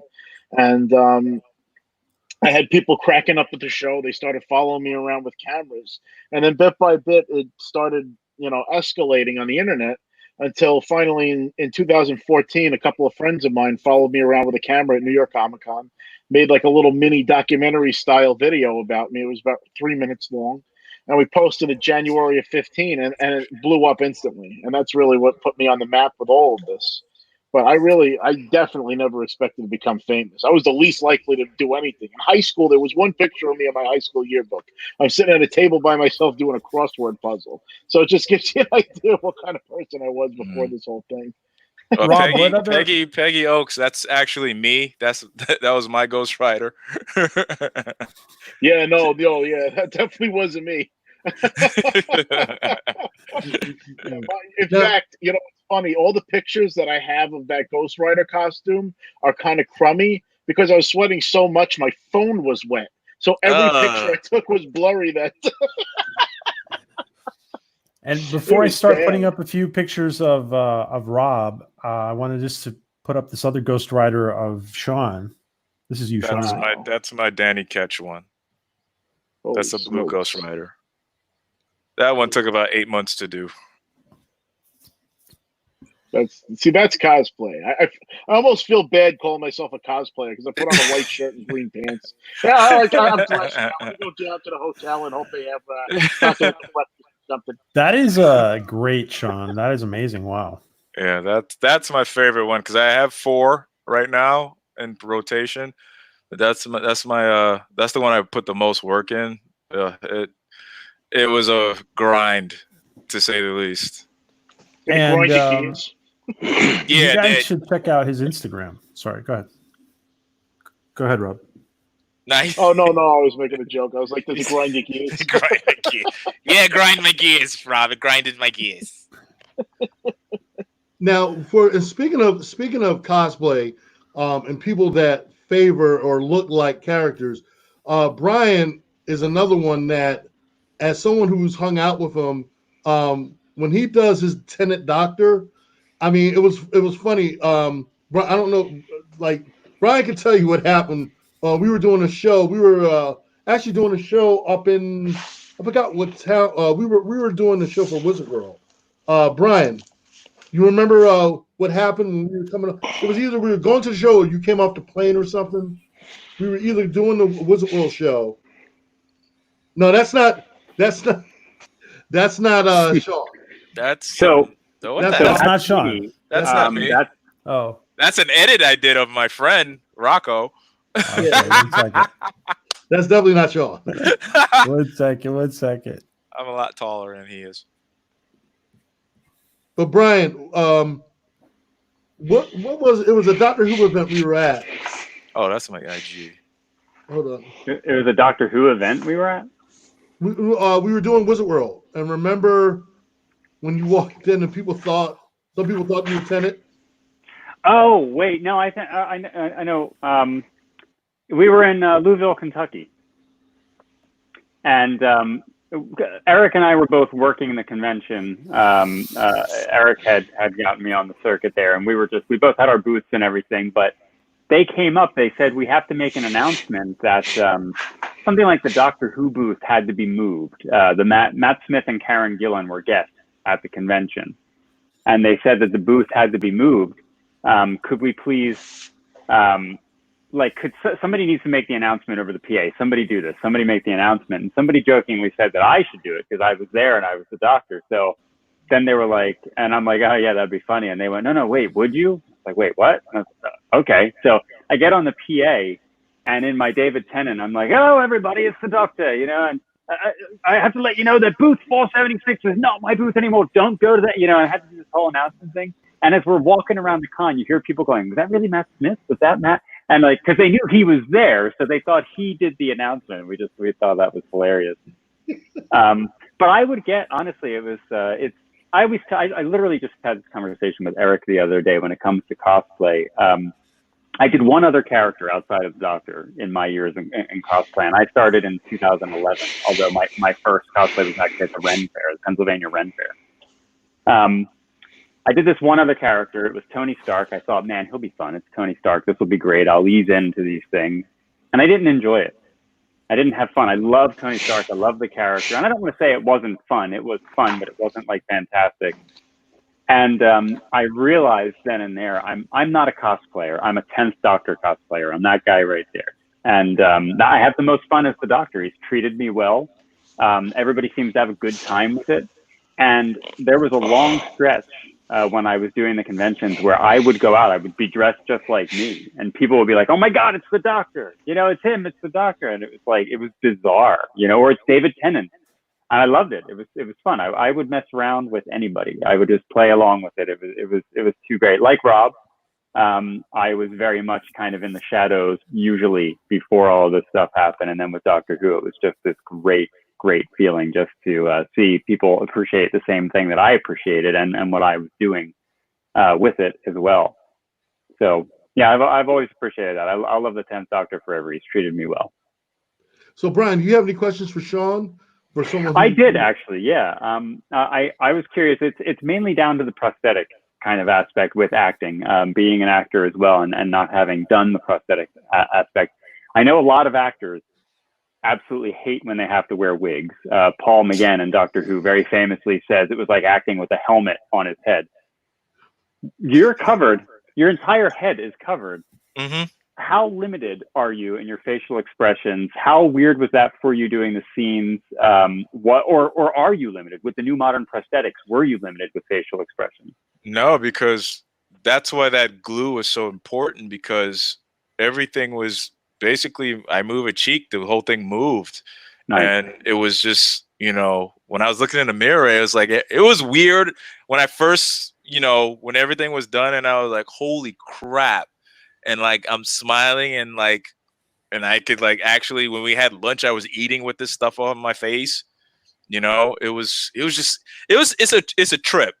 And it's probably, technology has come a long way. And he was telling me that it was, this is a new kind of latex. And, because he said back in the day, Yeah, because I was talking to like Mr. Quist a lot. He was like, yeah, back in the day, it was a little bit hard. It was the latex is different back then, but now it's like all that glue stuff. It attaches to the basically the muscle of your face, and it moves with the muscles in your face. It was like crazy. Because I used to hear the horror stories, and I have friends who's done TV with prosthetics and all, and I would hear horror stories. Oh, being in that chair and the makeup and like I said, getting that experience with this the foam, silicone foam, the latex foam. It's a lot easier to wear. Like you said, it's breathable. It feels like a second skin almost. Sometimes you forget it's even on. Yeah, I mean, I forgot sometimes it was on. Sometimes that's why I had to be cognizant if I wanted to scratch my face, because I was just I was like, oh snap, I can't do that. So that's why I had to go like this. So that's how it felt like I just had another face on. It didn't feel like I was wearing like a mask. It just felt like it was part of my face. It was weird. Just thinking about it just now. But weird in a good way, right? In a good way. In a good way. Yeah. We're not saying it in a bad way. Anyone that's listening, Sean, we're not saying what was it? Sean, what was it like for you to be part of, because you were also part of some very important messages in this episode, right? Do you have any thoughts on being, it was a very powerful episode in the series. Do you have any thoughts on that? Well, I mean, I thought it was, very. It was the episode was done so well, and it just brought a lot of subjects like changing, sex change. It was just what society tells you to do and what you're feeling in your gut, and so you want to do the right thing, and it touched a lot of things. And with Bordis's character, he's having his own struggles, and you saw that with his own child. And does he do the right thing, or does he do what his society tells him to do? Which is, and ultimately our characters, my character Torin and my mate, we wanted to do what we thought was right, not what the Mocklin society, because we wanted to love our child the way she was. As everybody knows, the Mocklin society is basically predominantly male, and if you are born a female, they'll change your sex to a male. But we didn't want that for our daughter. We want her to, be the way she was. And I mean, it just gives you a different, I guess, different aspect of things. And sometimes people feel that they have to do what the society tells you to do to fit in. Sometimes you just want to break out of that. Sometimes you just in your heart, you feel like you're doing what's best for you and your family. So you're going to do the right thing for them. So is there a certain emotional or psychological, inside your head prep that you did for the role? Yeah. I mean, as any role, I try to be in because it's how do you prep for a role? I'm just trying to be as truthful as I can, because that's what acting is. Acting is about truth, So in my head, I had to kind of create my own backstory with the child and living on Mocklis, and just bonding with the. I mean, and it's weird because you have to use your imagination, because on set it's a doll. So you have to kind of bond with the doll, and then they'll put the special effects in later. But it's yeah, it's just imagining that was my child, and I wanted to save my child. I didn't want nobody to tamper with my child. So in that moment in my head, that's my baby. So, and I'm trying to protect her by any means necessary. Cool. Okay. Wow. Did we have any other questions from? We lost. His link is down. He's gonna try to get it back up. So he's working on his link right now. He just let me know. Brian, I'm gonna jump over to you. Wait, hold up. Peggy had a question. She said, "Was my character the one that had a sex change or no?" No, I was No. born male. I was me and my mate were born male, so I'm good. Actually, so Peggy, to be more specific, the character that Shawn played is here on the right. He's carrying the child in the suitcase in this kind of suitcase. It's a life support system and designed as a suitcase. I was carrying the child. Even in the voice, he just did it in the voice. Thank you, Commander. I was, you know what? And at one point, I thought Boris was going to drop dime on you guys. Yeah, I thought so too. End up being his child. I was like, his child ended up dropping dime to his. I was like, oh, you know. Now you knew. I was like, oh, divorce. Get the knife. Yeah. Oh boy. I was like, and especially when he kind of confronted her when he was talking to the commander and all. But they'll probably revisit that in season 3, hopefully. I was hot about that. I was like, really?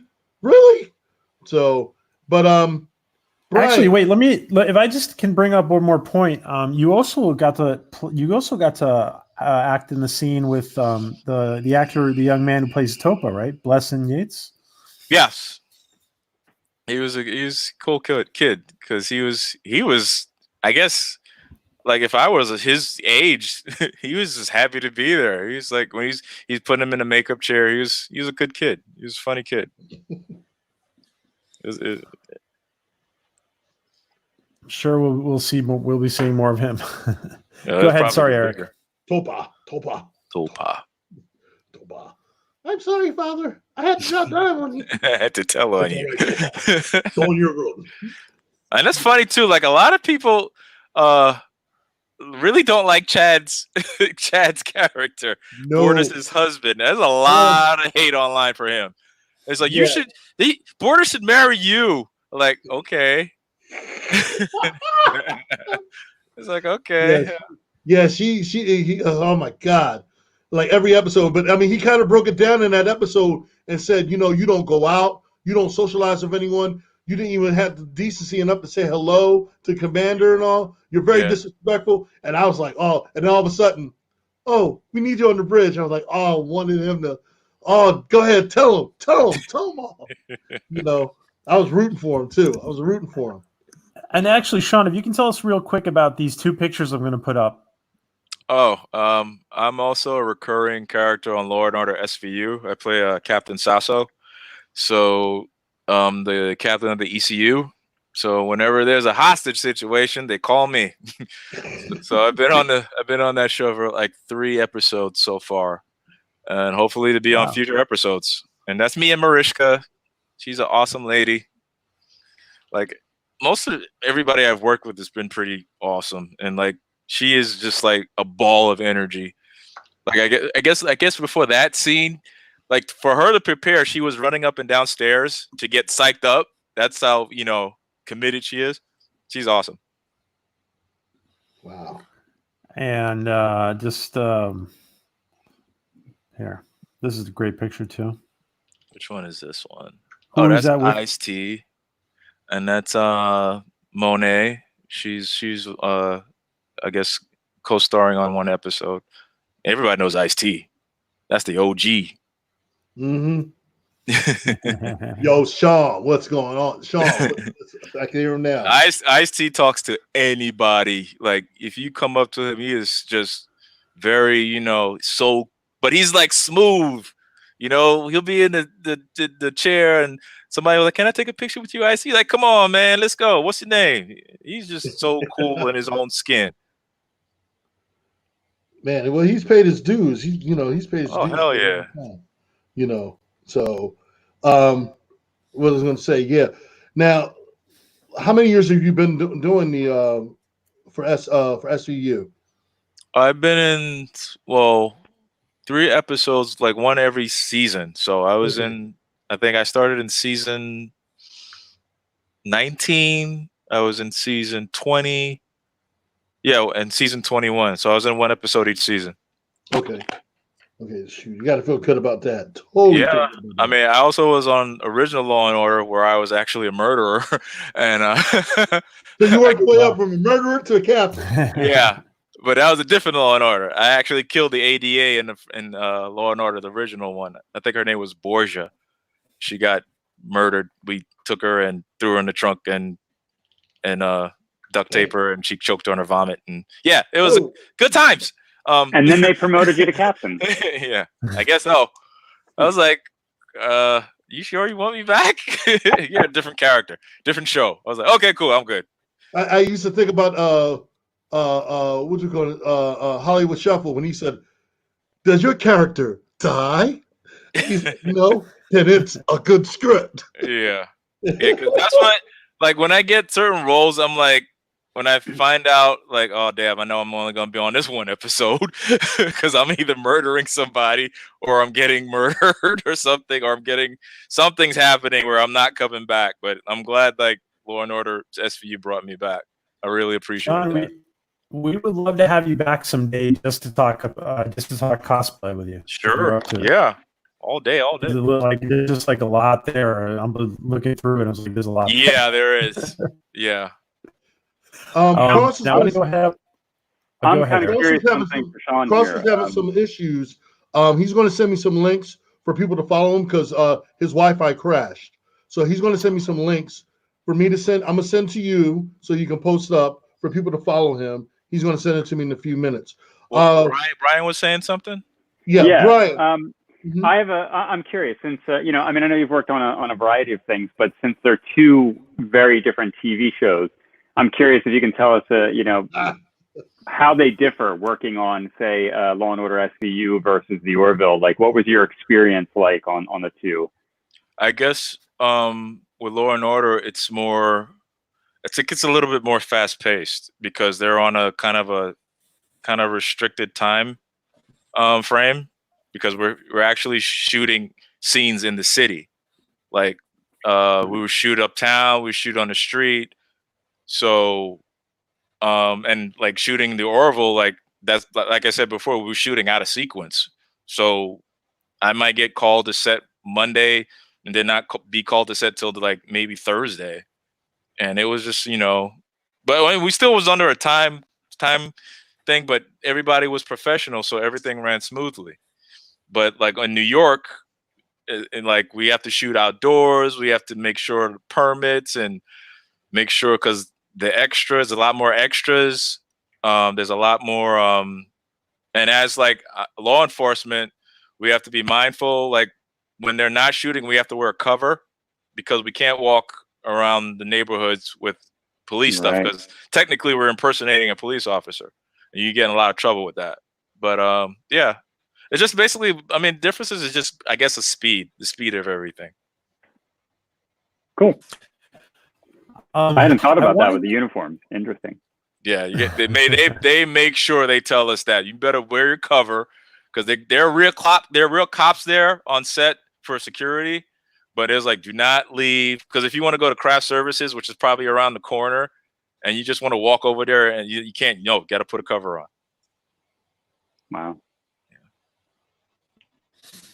I want to go back to a question that came up regarding Rob. Rob, what other voices do you do? And could you share one or two with us? Sure. Let me see. Oh, they asked for 5.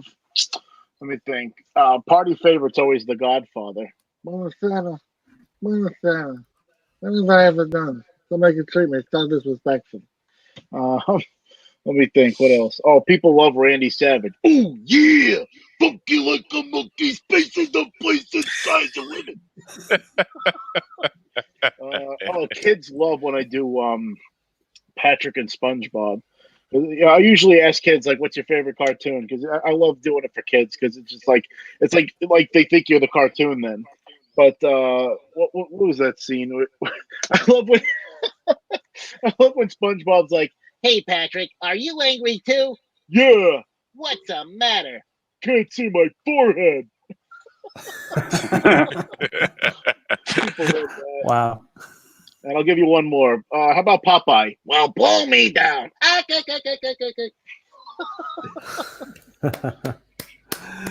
Wow, that's amazing. That is amazing. You do Sergeant Slaughter too, don't you? Aziz, give your hearts to America, Joes, because your butts belong to me.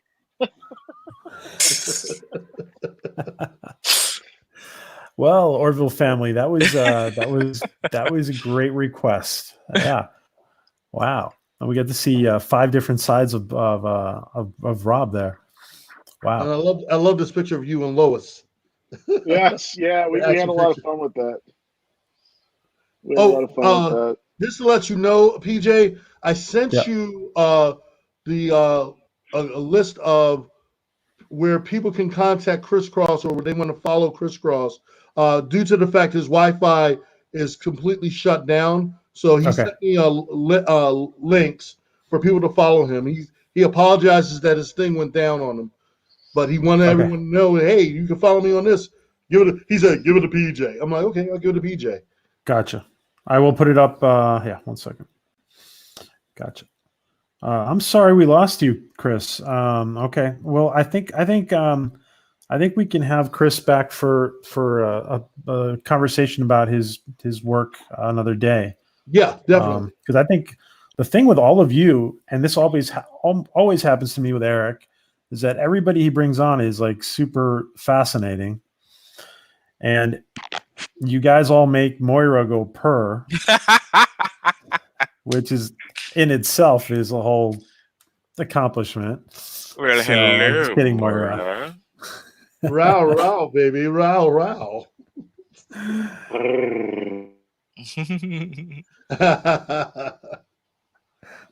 Yeah, this is a great poster, Rob. I mean, what did you do this for? Or, I mean, obviously, did you do this for your channel? Did you do it? These are actually our prints that we sign at conventions when Mandy Katana is my partner in crime. She's a freedom fighter, an artist. She's a cosplayer. She's an actress. She's a model. She's everything under the sun. And most importantly, she's my cartoon wife. And yeah, we've been working together for close to 3 years now, I think. And she's great. She does the voice and everything. Comedically, we work off each other like perfectly. She's the best. She does a spot on Lois too. Oh my god. Yeah, she does. A lot of people ask complete with the disappointment and everything.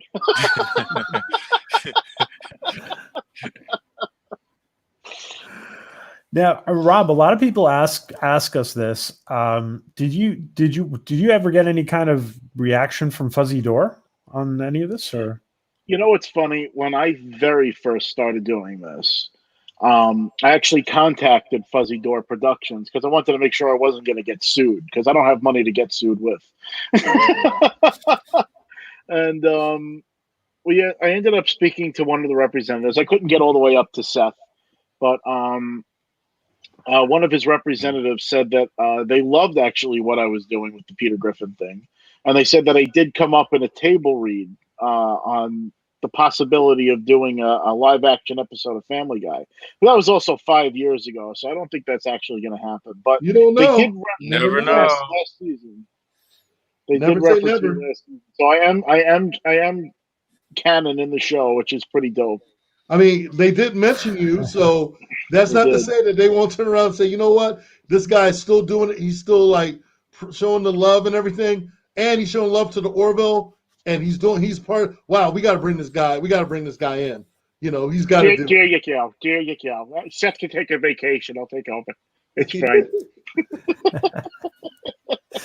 I love the one of the shout outs you did for us, Rob. You're like, and I know I wrote some of it, but like you were like, now that Seth is being a space captain, you don't have to do my voice anymore or something like that. You were funny, man. You were funny.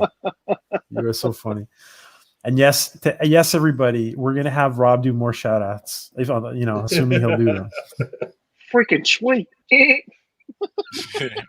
And I think a lot of people are going to be blown away. You're going to see a lot of sides of Rob in our series for a Planetary Step. I think a lot of people are going to be very surprised. I wanted Rob to expand his acting prowess. He does such wonders, and without revealing anything, you're going to get a chance to see Rob really bring it on camera. So The only thing I think, got to stop is expanding myself. He's here all night, folks. oh my God. Waka. Now, Rob, are you being? I mean, Eric. Well, maybe I should ask Eric. I mean, do you want to tell us anything about his role, or nothing? Well, let's just say between myself and Brian, because Brian and I have been molding Rob's character. We wanted to keep it close to the chest. All I can say is he's going to be one of the more memorable characters on the series. I talked to Rob about when I came to Rob about it. I wanted to show the public Rob is just more than just doing Peter Griffin. Even though it's I want to be able to, for the audience, for the Orville fans, to get a chance to be introduced to Rob. We already know him in the Family Guy world. Now we're going to get a chance to see him in the Orville world. And I found a cool way of doing it. So, which is going to be awesome. Yeah, I'm really excited. It's going to be a lot of fun. You guys are going to love it. I have actually. I'm not. There's something I was originally going to say, but I'm not going to say it because I'm going to talk to Eric and Brian about it because I just thought it was a cool idea. So I'm gonna share that with you guys later. But regarding Rob, speaking of Brian, Brian has been really he can tell you the process as far as what we've been writing and all without revealing anything. Brian can take you a little bit through what we're doing, especially planning out for the first season series in itself and all, without giving anything away. Because Brian and I were kind of figuring out what can we tell the audience without tipping our hat and revealing anything other than what we need to let them know on the surface. And Brian, of course, is like, really? Let's see. It is a bit difficult because you don't want to put too much importance on something by not saying what it is. But we also, the series is a bit different, obviously, than the main TV show. We don't have 20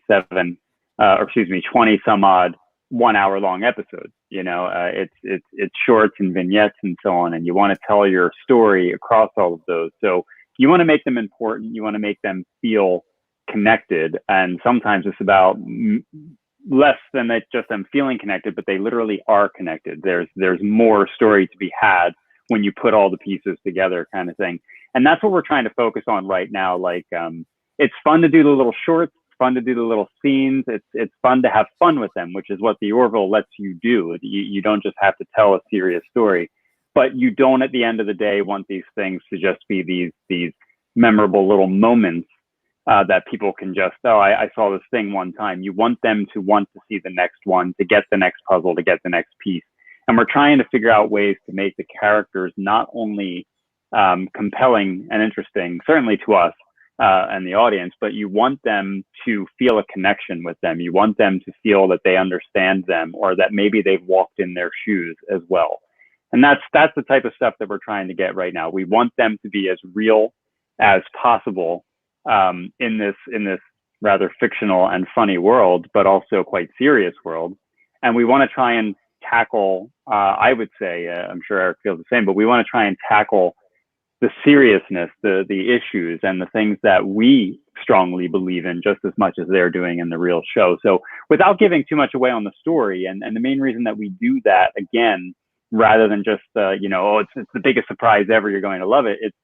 Our stories are this many minutes long, and you don't want to give away everything when people have to invest a short time with us. But, you don't want them going into it knowing everything beforehand, because we don't have the luxury of more time. Maybe in the future we will. But we do have some fun things. From what we've talked about, there's a lot of fun stuff coming on. I agree with Rob, and I think he's going to kill it on screen, obviously. He always does.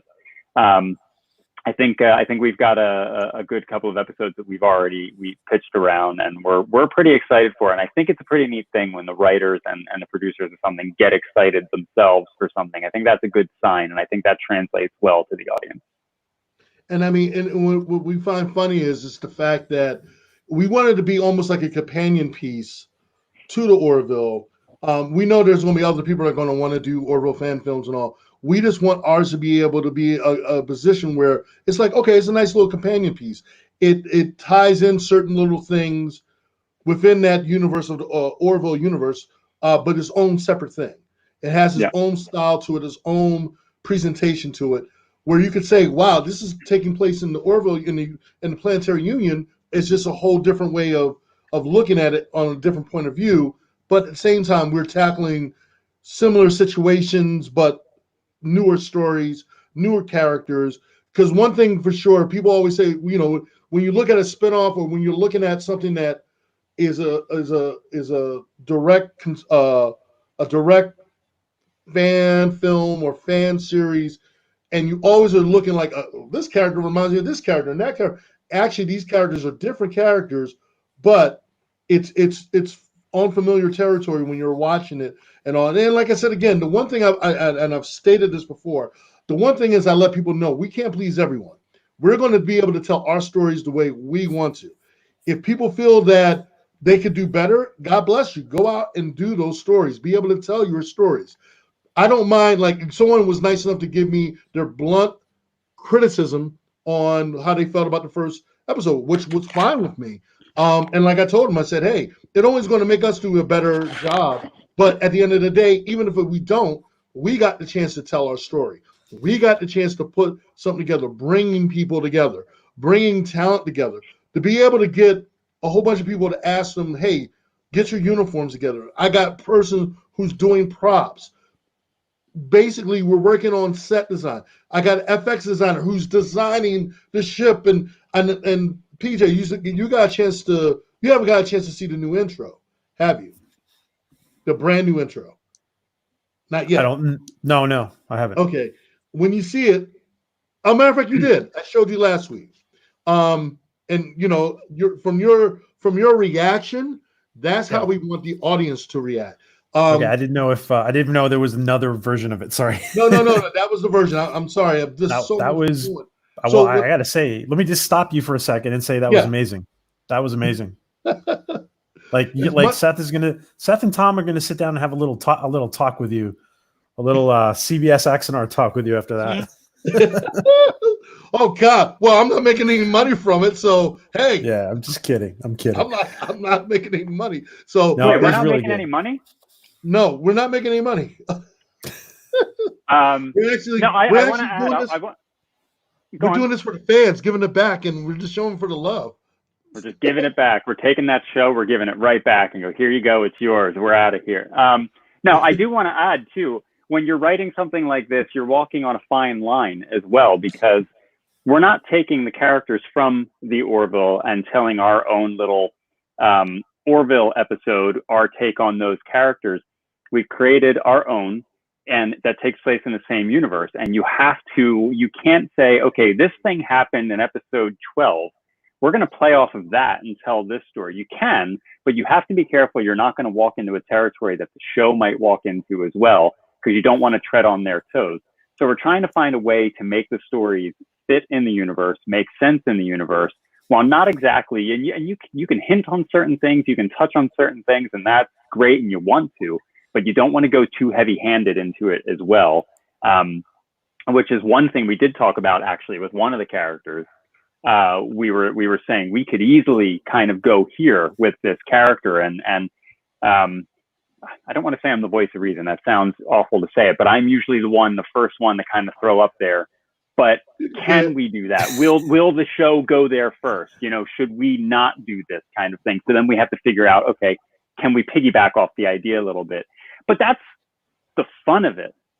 You're finding a way to stay in this wonderful universe, and you have these great ideas, and you want to do them so bad. But then you're kind of like, well, we can't. And that creates a box for you. It creates an escape room, if you will, that you have to figure your way out. And that's the genius thing about it. Always trying to think of something new. You're challenged to come up with something new. You're writing with constraints. It's a difficult thing for anybody, but it's a fun thing too, because then you all of a sudden have to really think outside that box. Well, and I mean, between Jason directing, when Jason has a vision, and we don't bump heads, but we it might be a way where I'm like, okay, we have to find a meeting ground where we're like, okay, we're both in agreement on it. Because at the end of the day, he knows, well, okay, this is his project, but I trust his vision. I try to trust Jason's vision on how he wants to film it. And then you have Brian who's writing it, and even though we're all giving our input, and then Brian will throw questions. And this is the thing, that you don't want someone in your crew that always agrees with you, that says, yeah, we'll do it your way. Yeah, because we believe in you. It's nice to be able to have that, but what if, or, wait a second, I don't think that's going to work. What if this works? That's how a story comes together. I remember seeing this thing on Star Wars and how they talked about how they put together Star Wars, and they went through all these revisions, originally what George Lucas wanted, and then how like certain writers came in and they revised it and they presented it to the studio, and then they had to revise it again to get to the point of where Star Wars came out. And it was a really interesting mini doc about how they went through that process. It's the same with us. We all have, I have a specific vision, but you throw in Jason's, and then you have Brian's or JP's, so all of them are throwing in their different elements.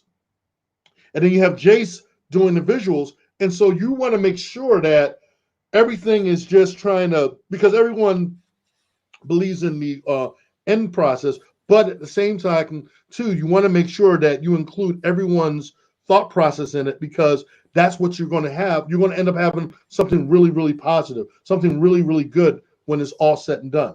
So with me doing the short videos of the process of what and how it is for us to make it without revealing too much, I'm going to be starting to do that on my YouTube channel, probably starting next week, little mini vignettes of how the process is. It could be anywhere between 5 minutes. It could be anywhere between 25 minutes. So, like I said again, hold on. Oh, hey, that Brian Terranova, I tell you. Woo, That guy pops up all the time. Brian A. Terranova. Who is that Brian A. Terranova dude, man? Wow. Now, I have to ask this question, guys. And just because conspicuously Shawn is with us tonight, is there a cameo of Shawn in a Planetary Step? I don't know. I ain't saying nothing. Because again, wait. Eric, can you say that again? I'll just say it like this: if I can have Stan Lee show up, make a quick cameo, and I've had other actors show up to make quick cameos, anything is possible. Anything is possible.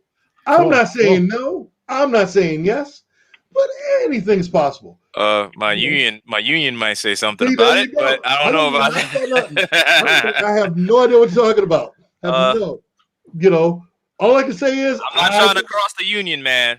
Yeah, see, I don't know nothing about it. Won't find me. I don't know. All I can say, Shawn, our makeup team, nothing like you're used to. If you see this little blob and it sounds like Shawn, who knows? I don't know. It could, They said if you see cornflakes all over somebody's face, it could be. We're not. Maybe we won't credit him as somewhere. Cornflakes on my face. I don't know what alien that is. That's the character Cornflakes on my face. That's in episode 4, I think. Yeah. And then Cornflakes on my face walks in the room. Yeah, and we're just like, man, who is that person that played the Cornflake dude? We're very creative with character names, as you can tell. Yes. You know how you always see these TV shows and you're like, yo, I didn't know so-and-so played it, and they made a quick look. Bruce Willis made a quick cameo, and he was playing as the plant on Orville, and everybody was trying to figure out whose voice that was, and he wasn't in the credits, and all of a sudden, you found out later on after the show was done that it was Bruce Willis, and I was like, holy crap, I knew that sounded familiar. So you never know. Wow, that's funny. That's funny you mentioned Bruce Willis, because when I was filming the Orville, like on my off days, I went to like Universal Studios, and the hotel that I was staying at was used in Lethal Weapon, and across the street was the Nakatomi building, and they were celebrating, I think, 50th anniversary of Die Hard. So the day that I went to Universal Studios, I saw Bruce Willis there walking like they were taking him somewhere. So that's really uncanny that you mentioned that. That's what I said. You never know with these things. These things are crazy. You know, I that's all I can say. That's all I can say. But you may be surprised. We may have some cameos that you wouldn't expect to show up. But I'm gonna keep that under my hat right now because again, I don't want to reveal anything. But again, you're talking to someone who had Stan Lee appear in a Star Trek fan film that you never thought that Stan has never done any Star Trek fan films or anything, and yet we had him show up on ours. Anything is possible. Anything is possible. You know. And if you want to say Shawn is Stan Lee, look, his first name does start with S, like Stan. Yeah. I'm just saying. I don't know. Yeah. I don't know nothing about nothing. Excelsior. I don't know nothing about nothing. You know. If I do probably another different voice, I'd probably do a Meatwad from Aqua Teen Hunger for us. What are you talking about? Doesn't need a 10 speed? What's going on here? Oh my God. But no, that was a good question, PJ. Like I said again. But Brian, is there anything else you want to throw into the mix on that?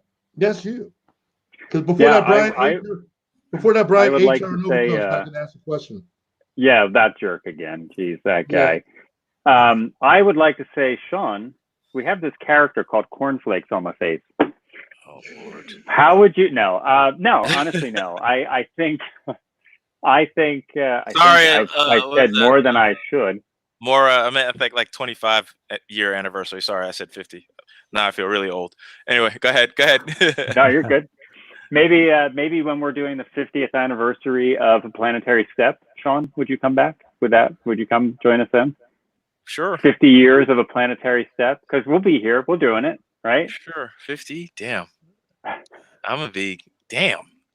If I'm, well, 50, my head is. I'll be 100 by then. Cryogenic machine, maybe. Yeah. Yeah, I'll be 100 by then. So. I'll just be a really good-looking 100-year-old guy, but Oh my God, I'll be 90. We're all gonna be heads in jars like Futurama. Yeah. Yeah. By that time, they'll be able to transfer our consciousness to other people's bodies. Or we could be like Westworld. We could be, the what you call it, some Westworld and stuff like that. It could happen. You never know. I'm all down with that. The director of your film says he's going to be wearing a one-piece bikini. Why is today any different? I'm surprised he didn't jump on. I'm surprised he didn't come on. I was waiting for him to come on tonight. Hey, where's Joe? We need some Where's Joe? He's break this monotony. What happened to Joe? I'm surprised she didn't yeah, you know what? She was supposed to come back. Hold on. I'm actually, where is she? Where are you? 5 minutes. All right, let's send Jason the link. He's got a lot to say about his bikini. He can come in the meantime. Oh no, Jason has a lot to say about his bikini. Well, again, Jason, with Jason doing all this stuff, and then he's got VT Heroes. He has been really working his butt off with the series and all. I got to give a really mad credit to him, and he puts up with me. He puts up with me because I was like, hey, we got to get this done. We got to get, and he said, well, what if we do it like this? And I'm just like, again, it's great when you have someone that can not question you, but just be able to just sometimes pull you back and say, look, why don't we do it like this and be the voice of reason? I want to ask, Eric, if it's okay, I want to ask Rob and Shawn what they have on the horizon, like if there's anything on the horizon that's coming up that they can tell us about that they're working on. Well, because of the coronavirus, not a damn thing right now. Everything is pretty much shut down, legit wise. But I guess I started getting auditions like for commercial stuff. They're gradually opening up like the entertainment stuff. So like, and I do voiceover, so I have to do a lot of stuff from my house. So basically it's because of this Corona thing. Things are still like they're inching towards opening. So I mean, it's a wait and see. I think in the next maybe couple of months, maybe stuff will start shooting again. We'll see. Who knows? Yeah. Yeah, because I know I got to do some audition stuff, or waiting for the, like you said, waiting for the agencies to open back up to do auditions. And Rob, anything on the horizon that you want to talk about? I'm not that legit, but I do still have the cameos. That's really been my main priority lately. Like I said, I've been trying to come over some technical difficulties that I've been having, trying to do content with real life Lois and stuff. I have to, get my whole YouTube page back up and running because I got to dust off them cobwebs. I've left it unattended for too long. But like I said, you can always reach me through the Cameo thing, and I have the Facebook and the Instagram and all that stuff. So I'll be definitely posting my stuff there. Rob, can you tell us real quick, what's your process when you get a Cameo order? Like, what do you like? I mean, how? Because sometimes you produce them real quick, don't you? Like sometimes you're like, oh yeah, no, they're pretty quick. I mean, I'll flub them and I'll re-record them and stuff like that. But I just put on the shirt and the glasses and whatnot, and I shoot them. I just sit down and I see. That's the thing about what I've done with this Peter Griffin thing from the beginning. I have never gone by scripts. I just start doing it, and then whatever comes out comes out. And I've been doing that for 8 years. I never prepared for anything. Even when I went on the show with Adam West, I just showed up. I just showed up and did it. And I just really don't think about it. That's my process. I just instantly become Peter Griffin. I can't really explain it. It's people ask me, how do I do it? It's like, how do you blink? It's just one of the abilities, I guess, that I have. I'm pretty good at improv and the voice acting, and I guess that pairing is really what I do, as opposed to really cosplay. Cosplay is like crafting and becoming a character in a different way, whereas what I'm doing is more like character acting in a costume. You know what I mean? Oh, there he is. And let me welcome Jason. Hello, Jason. How are you? What's going on? Hello. Oh no, he's back. Yeah, Ladies baby. and gentlemen, I introduce to you the man that brought anime cons to Philadelphia, the man who is the creator of VT Heroes. He is the head of J1 Con Studios and the head director of a Planetary Step-Orville fan series. Ladies and gentlemen, I give you the one and only Jason Richardson. Hey, everybody. How's it going, man? It's an honor to have you here, That's Jason. You have a new hat, huh? Dazzle Dazzle. Yeah, I got that VT Heroes hat. Yeah. That's right, baby. Yeah, I just tore it off. So you're going to put, oh, there you go. I did not expect that. Right? Wow. This is like kind of dope, right? This is a new thing I'm fiddling with. Shawn is comfortable because Shawn is laying on his couch like, oh, this is really nice and You comfortable. probably got a glass of wine right next to him. Just a glass of water. That's it. That's You're about to put on some Al Green and call it a night. I'm chilling. Jason, tell us what's new. What's new with VT Heroes and everything in general? Right now, just working on trying to get the tiers together for the Kickstarter for VT Heroes. One of the thing is that I'm really excited about is making. Yes, thank you again. Eric always gives me good intros. Every time I go on stage, Eric makes sure he always makes sure to like go all out for me, make me feel all pretty. But one of the Kickstarter tiers that I'm really excited about is you become canon to the actual storyline. I wish I had some wine. But like you become canon to the story, and this goes across all platforms with Series 1. You get to be like your name and likeness gets to be a main player in the game. Your wish came true, Shawn. Hey, Joe. Oh, there go my boo. Hey, boo. Yeah. It took me forever. It took me forever to get back, but I got wine. Wait, everybody got wine? Hold on. Y'all got me upset. Hold on. Give me 2 seconds. I'm gonna be right back. So, Joe, what you been up to? Get the wine. See, this is crazy. So, Joe, while Jason's going upstairs, you were telling everybody earlier in the beginning of the show how you were working on helping out with making sure the uniforms are good to go for Planetary Step, but also what has been going on with you as far as, even though with everything that's going on the shutdown, I know you've been doing commissions and other things. What has been going on with you as far as like doing anything else outside of that? So for myself, I'm starting to build the golden armor for Wonder Woman, with the helmet and the wings. Dude, glass. We're professional. I'm a pirate. Do pirates drink out of glasses? No. I love you too. No fun time for you. I'm sorry, this comment right here, they want Richard Iowati for Doctor Who. I mean, yeah. Yeah. Like, oh, just picture that voice putting the Daleks to shame.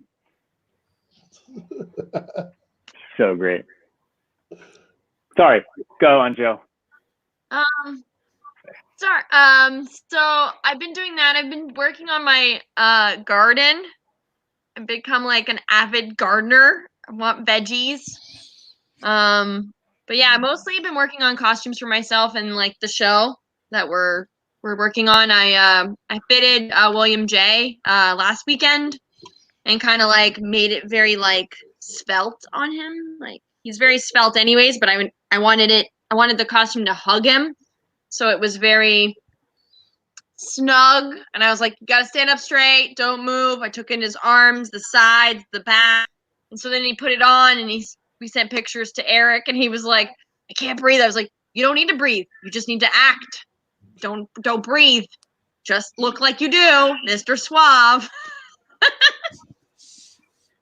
You realize this next couple episodes are gonna create great behind the scenes footage.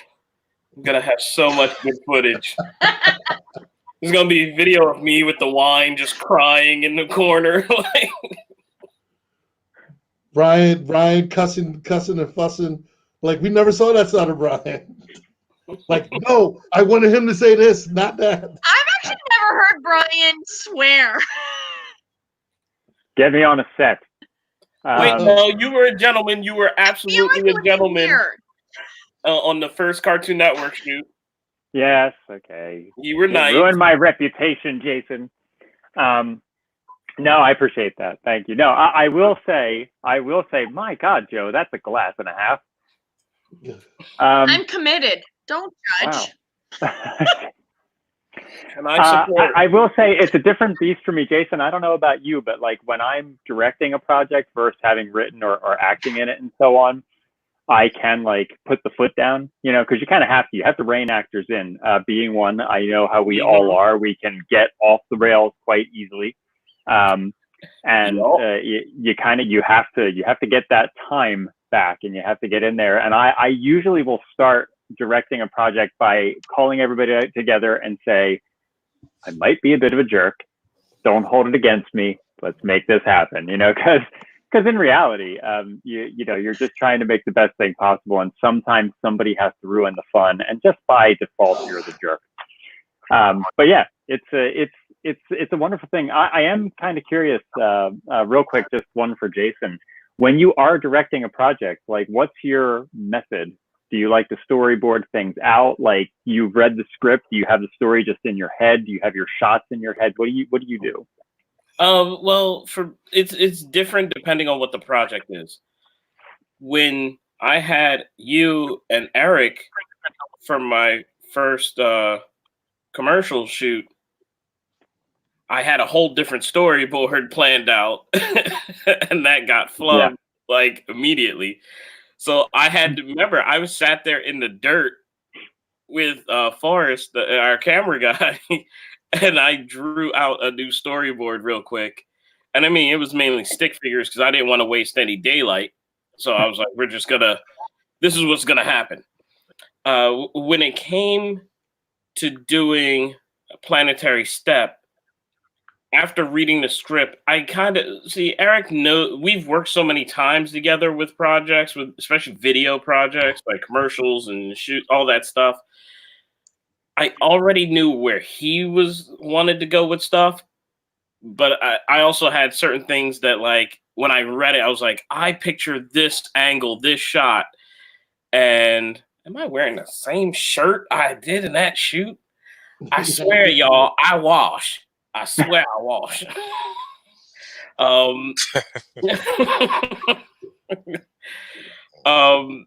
With that, I did live shoot some test shots because I had my cameras already set up, and I did a couple test runs with Joe because I wanted to test like lighting. That's where I started getting like really weird, is with lighting, because I don't want people to look, get that harsh black when it's supposed to be like a soft setting or anything like that. So, it worked out in the end, but I can't wait to do that outdoor daylight shots. Oh boy, that's going to be because that's going to be key because, like, as time goes on, we start talking about that because there's going to be a lot of outside filming that's going to be taking place. So that's going to be key. For, like, I'm going to jump to Shawn real quick. Shawn, when you were doing the inside stuff, now you said you did it for a week. So how many days of filming were you doing on a daily when you were on set? How many? Say that again? Like how many hours? Like, but after makeup, when you had to do your scenes and all, how many hours? Like, I know they have union rules and all that, but for you, how many hours were you working on set on the daily for that like whole entire time? Probably, I'd say I say up to 6 hours a day, maybe 7, depending on how they got the shots ready. Like, it was interior shots, like the shots we did on the ship, or those were pretty, because they were different. Like I said before, they shoot behind you, they shoot in front of you, they shoot at the inside, outside. So it's basically how long it took for them to set up the shot. So I'd say, like, I was there, the longest was 6 hours, maybe 7. It depends on if they didn't get the shot ready in time, but it was done pretty smoothly. Okay. And at no time was there any, when they were filming you, did you feel the need that did you feel time was going by, or was you feeling like, oh, okay, they got to set up another, like, the camera, like they had to set up a camera in one spot, and then they're like, okay, everyone sit in their chairs, we got to reset up the camera in another spot, or was it just one consistent flow? Well, to me, it was like a flow. I mean, because that's what, like, a lot of, acting is like on set. It's like hurry up and wait. So, I mean, they'll give you a set time, and then just, I was just sitting in my casting chair and just reading over the sides. Okay. Or I would walk. What I would do is I'd go watch them set up the shot, because I like to, be more proactive and just know where I'm going to be standing and know where the camera's going to be. I mean, that's like the actor side, because when you're doing something, there's the actor and there's the character. The actor knows where everything is, where you're supposed to stand, where you're not supposed to stand, and the character just, does the scene. So I was just watching and just observing where the director was, setting everything up in the DP. And, like, you got to be like, I'm like eager and watching everything. And I was just, I was still giddy because I was on a freaking big ass set, and I was, curious. So I just wanted to, experience everything that I could. Okay. Which makes sense. So for like this scene right here, this is a scene that Jason shot. And it was one of the scenes we did for Planetary Step and everything else. And this is all through Jason's camera between him and our other director of photography and everything else with Jason. So again, for Jason, like as far as prepping goes, as far as director, like what do you have in your mind when you're directing? Is like the key things that. So for the audience that don't know, when you're filming something, whether it's commercial and all, and I know you always have things plotted out, what are the key things that you look for, like the major key things as a director? All right. Well, for when it comes to it's I realize it's always a different animal depending on the product. But number one thing is when you're doing commercials, you have to think a little differently because you have 30 seconds to convey a message, while a film or an episode can be anything from 5 minutes. Seems like long sometimes, when you're used to doing commercials so much. The process is I don't know. Like now, I know what I want to do. Like I know I have for TV, or not for TV because the commercials are TV, but they require different settings for commercials than you do actual like television or like film. Like frame rates are different. Like all that stuff is like so different. So now I'm learning that certain tricks aren't going to work the way I want them to because they work for commercials, but they're not going to work for, for like an episode of a show if I want it shot, properly. One of the simpler things is like I want to shoot all this coming up to 24 frames. That's like a weird thing, and that gives the video footage a different texture. So like that's one of the like things I've been playing around with. Look at that handsome fella. Look at Where? Look at that gorgeous man. You talking about Rob? Or you talking about Shawn? Oh, okay. Oh, Rob's my boo. All right, I already bagged that. Like, but okay. So I'm going to ask my fellow actors. So that's you, Rob, of course, Shawn, and Joe. And I'll say more or less Brian. Yeah, because Brian's also. What would be the key idea? What would be the ideal role to play for you? Like if you had an opportunity, what would be an ideal role? Like the role of all roles. Like we talked, Shawn, you talked about like basically you had the chance to live the dream of doing something that you love on a sci-fi show. What would be the ultimate role for you to get? And we're not talking about money. We're just talking about this to craft itself. What would be the ultimate role for you to play? I'm gonna ask Rob first. I love Star Wars. I've always loved Star Wars. If I got to be like a Jedi or something like that, that would probably be the ultimate role for me. I think. Okay. Now I'm talking about the lines like as far as acting or voice acting. So it could be a range of any of that's dealing with your talent, your gift. That's basically what I'm asking. Like, what would be your ideal role to play? Honestly, that would be it. If I got to be like a Jedi, even voice acting, I think that would be pretty dope to be in the Star Wars universe. I think that's my ultimate goal. If I can make that happen, Ditto. I'd be happy. Ditto. I want to be a Sith Lord. Yes, ditto. Yes. So that would be yours too, Shawn? Yes. Sith or Jedi? Sith or Jedi, Shawn? No Jedi. I'm good.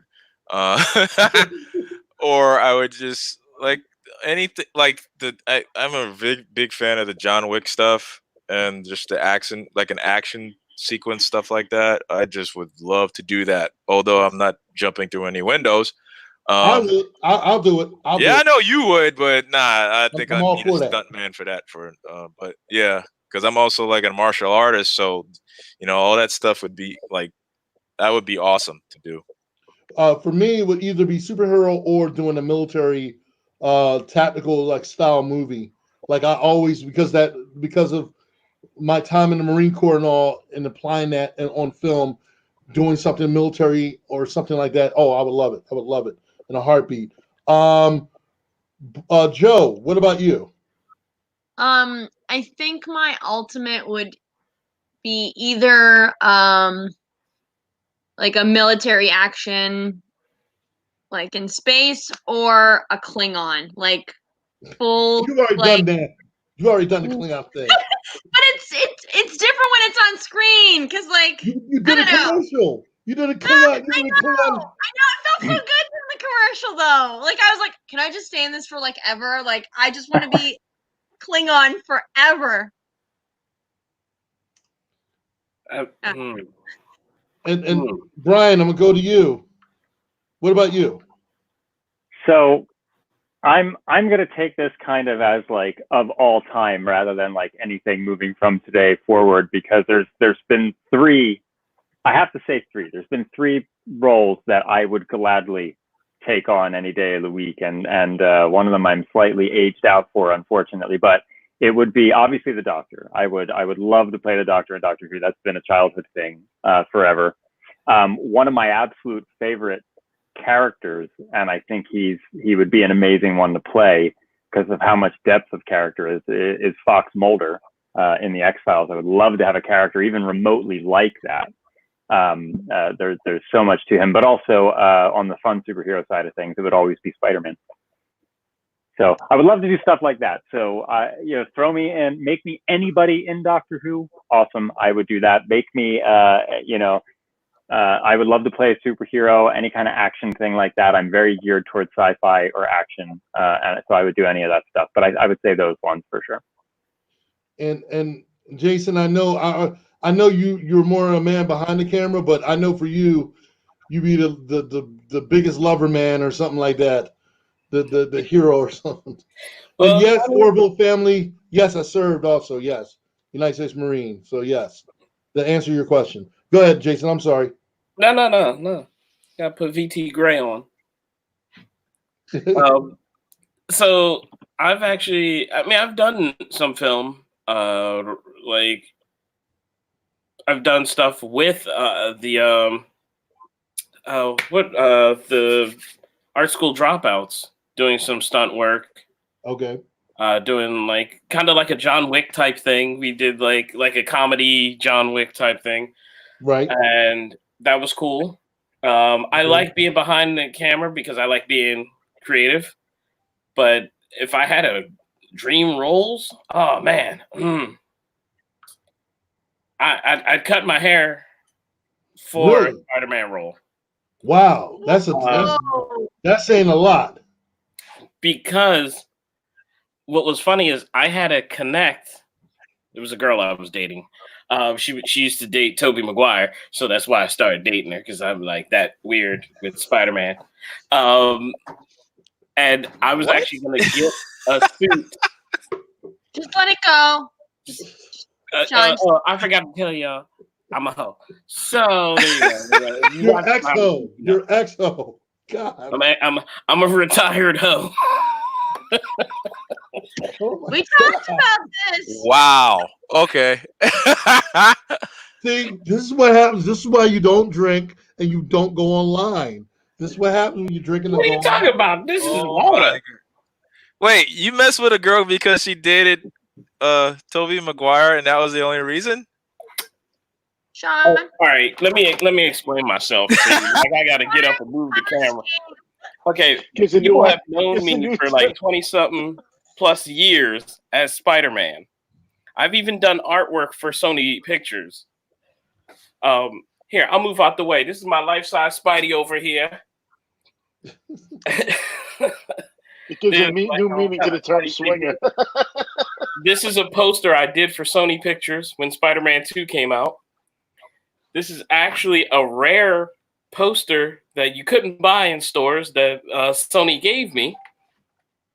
I got other artist industry friends who did Spider-Man pieces, and then, you know, the standard little comic stuff. You have a slight obsession. I got all these pop figures here going all the way down are just Spider-Man, not Spider-Man characters, just Spider-Man. There's like 20-something of them, I think. Got my hats. You get what I'm saying? And my kid is named Jonathan Parker. So I don't know if because in our house, we like John Wick and we like Spider-Man. So as long as you didn't name him Ben Parker. Oh no, he has an Uncle Ben. Yeah, No! he does. His life insurance. Oh wow! And we already, thankfully, Uncle Ben is in the military and very well taken care of. But we know he gonna die when the kid turns 16. We just know it. We already know he finna get shot. That's what's gonna happen. He gonna get shot. That's why I'm drinking now. This is for Uncle Ben. I miss you already. So anyway. Jason, can we do a Spider-Man movie where you and I are twins and we both are Spider-Man? Of course, absolutely. Why I would feel- you ask that question, right? Why not do Yeah, the I multiverse? feel we need to now. I could be Fat Spider-Man. The third twin. I'm in. Let's do this. But that's what we call it. It has to be the third twin. Can't We be can a do a triplet. we can do a new Spider-Verse. Spider-Man that I'm talking about. Yeah. Somebody just asked, what is the appeal to Spider-Man? For What? me, they asked me what is the appeal to Spider-Man, and I'll tell you why. Because Spider-Man was the quiet little nerdy guy that was doing great things, but he is also the hardest working superhero in comics. Because everybody else is either rich, a god, or an alien. This dude was the only dude that had to pay rent. Nobody else has to worry about rent. They're like, what about the Flash? He's a forensic scientist. He got bread. We talking about Peter had to struggle. Yes, now he got Parker Industries, but my man was broke for a long time. But to add to that too, and I don't know about you, but my school life mirrored Peter Parker's greatly. You know, I was that kid that got bullied and beat up and made fun of for being into nerdy things and all that other stuff.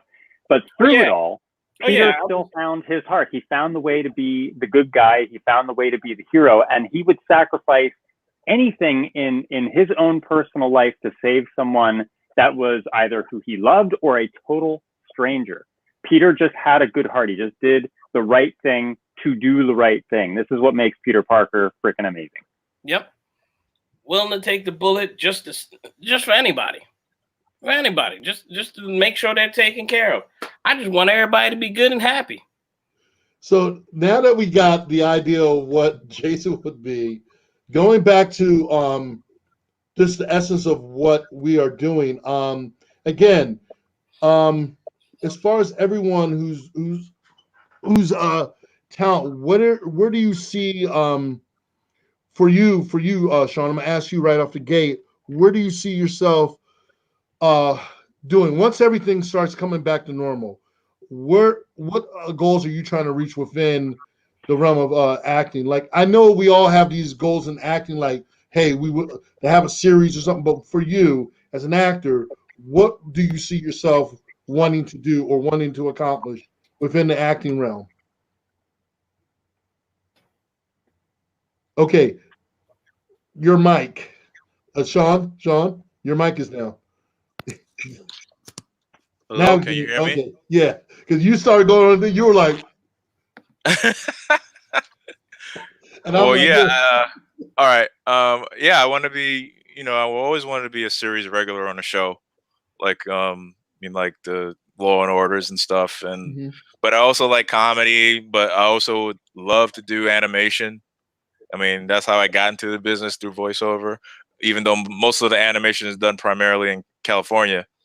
But I mean, yeah. I mean, I would like to do something, prominent, I guess, as a series regular on something on a drama or comedy. It doesn't matter. I just like working, you know what it is? I just like acting. I like doing all the things I've been doing. And it's just whatever comes, I'm going to go for it. I mean, even if it's just like maybe a recurring whatever, I'm just going to put my all into it. Okay. So for Joe, same goes back to you. As far as what do you see yourself wanting to do within the entertainment realm, as far as an actress and all, because you have done commercials, you have done premieres and stuff like that. Like, what do you see yourself like wanting to do, like wanting to accomplish, if you have your, you know, if you can reach those goals?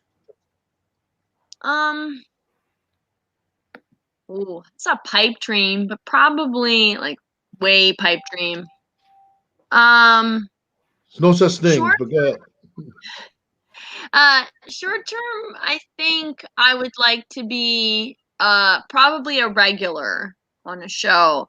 But pipe dream, I'd like to direct something. All right, so Jason, you know that Jason! you know she was lining No, that no, up. no. I'm not You mad know, at you. yeah, I yes, was you know, gonna say you could come on set with me Yeah. one time, and I'll show you the ropes. there you go. I There you would go. love that. Seriously. I would totally love that. I Like, want you in my commercial anyway. Mhm. And I'm gonna let it be known. So this way, Jason and all the fans are listening, and Shawn is a witness. If you know, we get Jason involved on it, we would like for you. We could have you direct one of the episodes for Planetary Step. Easily. You ready for I'm that? trying to stream right now. But Okay. you would have Jason to be there to make sure, like, you know, Yeah. to take you along the way, because that's how you. Like, here's the thing: when we're doing like these film projects and everything, it gives an opportunity for other people to expand their talent or to touch on things they never thought they would. For me, who has worked as a writer, producer, director, I've got a chance to branch out, doing editing, working in post. These are the things Yeah. that, in order for you to hone your craft. And there's no such thing as a pipe dream if you were trying to make it happen. Rob, Yeah. what do you see yourself wanting to do within the entertainment realm besides voice acting? What's your ultimate goal? Because some people need to hear this so they know that they're not alone and they want to feel inspired, you know. So what about Honestly, you, Rob? my goal in life, period, has always been to leave this world a little better than when I got it here. You know, so I'll do anything I can to spread that positivity, especially in today's day and age where, you know, everything is so uncertain and everything seems so bleak. The world needs artists. The world needs creative outlets, and as long as I can provide happiness and through my skills and my comedy and stuff, then I'll continue to do that. Okay. And what about you, Brian? I'm not so dissimilar. You know, obviously, I would love to be acting, and I would love to be doing all of this full time rather than a day job. That would be great. But for me, we talked earlier about, you know, doing different cosplays and so on, and I had mentioned that you know, I'm not a cosplayer. I'm a 10th Doctor cosplayer. In reality, I think of myself as an entertainer. So when I go to conventions and so on, I never go to buy the passes to meet the celebrity. I never go to get the autographs. I don't go to buy merchandise. I go to just goof around with people in character and entertain. It was why it was wonderful when I started working with you. You actually got me like on staff and doing it kind of officially at a con, because that's what I love to do. I love to put smiles on people's faces. I love to have a good time, and that's what I want to do. I want to just keep making sure that people can forget their worries for the moment that they're talking to me and just enjoying life and having fun. So for me, the ultimate goal is if one day I leave this world, people remember me for having brightened their day in some way. All right, that's great. So we're about to get ready to end this. But one thing I want to point out, this picture right here, Shawn, as someone who's done the process, this, and I'm gonna give props to Joe, because Joe and John Powden, who did the headpiece and everything. Seriously, I know exactly what you meant. But this was the ultimate thing for me, to be as a Klingon. Not just that, also having the picture with my good friend Aaron, and be able to, I try to fool Aaron. This picture is classic because I told Aaron, I was like, Aaron, I'm going to do something that you never thought you would see me in. You're not going to recognize me. And as soon as I wore this and I'm walking to go see him, he's behind me. He's like, hey, what's up, Aaron? And I'm like, God darn it. And he was cracking up and all because he's like, dude, I already knew. I saw you. I knew it was you. Only someone as big as you could, and I just kind of but again, man, I had so much fun just being in that makeup alone. It was so much fun. And I'm like this, if I could do this as a career, to just wear it, I have no more hair. I don't have to worry about it. I don't have to worry about getting my hair fixed and all that. Hey, I'll do this for life. I'll be that backdrop. I'll be the guy in the backdrop. Yeah, I'm wearing the makeup. Look, I'm getting shot. Oh, wait, put in another costume. I have to say, Eric, I've made several Klingon costumes like yours, for several people, and I've made pants for Bob O'Reilly. But it's different. When I made your costume and then you put it on, you looked like you belonged on DS9. I was just like, you're my friend. I love you. You know I love you. But I was like, man, I just made that. He looks like he is one of the Klingons under Martok. Yes. I so want to wear. I can't wait to wear that again. I have it in my closet. I'm like, I got to break that again. I have not wore that since we were in Vegas. So there's certain costumes I want to wear, but that's one of them. So listen. Yeah. Getting back on the track here. I want to thank everyone. I want to thank all these amazing guests that came on tonight on Orville Nation. I'm going to first sign out Jason so we can bring back PJ. So Jason, we're going to, of course, we're going to be bringing you back on the show. Of course, we're going to have updates coming up with Orville Nation. So I want to thank Jason because we're going to get Jason out first. Jason, is there anywhere that people can tune in, show support to VT Heroes and anything? Actually, please, I'm trying to get as many followers, and before we do the Kickstarter and all that stuff, go to Instagram.com/VT Heroes and just hit that, follow, all that good stuff. And then, I promise I will get back on to the J1 Studios YouTube page and post some stuff. I have a lot. I'm doing a lot right now. So, and hit me up on the J1 Studios Twitter because that one's more direct to me. All the J1 Con stuff, you please follow, but a lot of that is run by a team now. So if you want to ask me direct questions or anything like that, hit me up on everything that's J1 Studios or VT Heroes. Okay, sounds you great. Throw me in the lobby. I'm gonna hang out in the lobby and drink my wine. Okay, you hang out in the lobby. And again, thank you, Jason, for coming on. I know it's last minute, but thank you for showing up as a last minute guest. One of the things I want to address to everyone, for people, I want to thank Chris Cross, legendary artist Chris Cross, for coming on Orville Nation. If you want to follow Chris Cross, you can follow him on www.thechriscrossblog or chriscrosserblog.net. JP will post that up in a little bit, or Chris Cross on Facebook, Instagram, Crisscross Rex. Oh, Crisscross Rex. Again, PJ is going to put that all up on the video, and I'm going to put it up here real quick too. Yeah, and he'll be on Twitter. So before we get ready to close up shop, I want to thank. We're going to go in order. Joe Colton, thank you so much for coming on and everything else. So we greatly appreciate you being here. Thanks. Brian Terranova, of course, great artist, great writer, all around great guy. Thank you again for coming on the show. But before I go any further, Joe, is there anywhere that people can contact you or follow you? Joe's drinking. I was not prepared for that. Yes, you can find me on Facebook with Joe Colton Cosplay, on Twitter as J Colton Cosplay, Instagram Joe Colton Cosplay, and YouTube as Joe Colton Cosplay. Okay, Brian, for you, where can people follow you and find you at if they want to contact you? See, you're prepared. Listen, I'm a professional. No, to be honest, Joe, he always catches me off guard. So it was nice to see somebody else be the one for a chance. It's usually me. But no, you can find me on Twitter or Instagram at Terrasolo. I'm more active, I will say, on Instagram these days than anything else. Be prepared for lots of Doctor Who nerdness. But yeah, Terrasolo at Instagram or the Twitters is where you'll find me. All right. I want to thank Robert, Real Life Peter Griffin, for you being an awesome guest as well. Rob, where can people find you at or tune in or what have you? Where can they reach out to you at?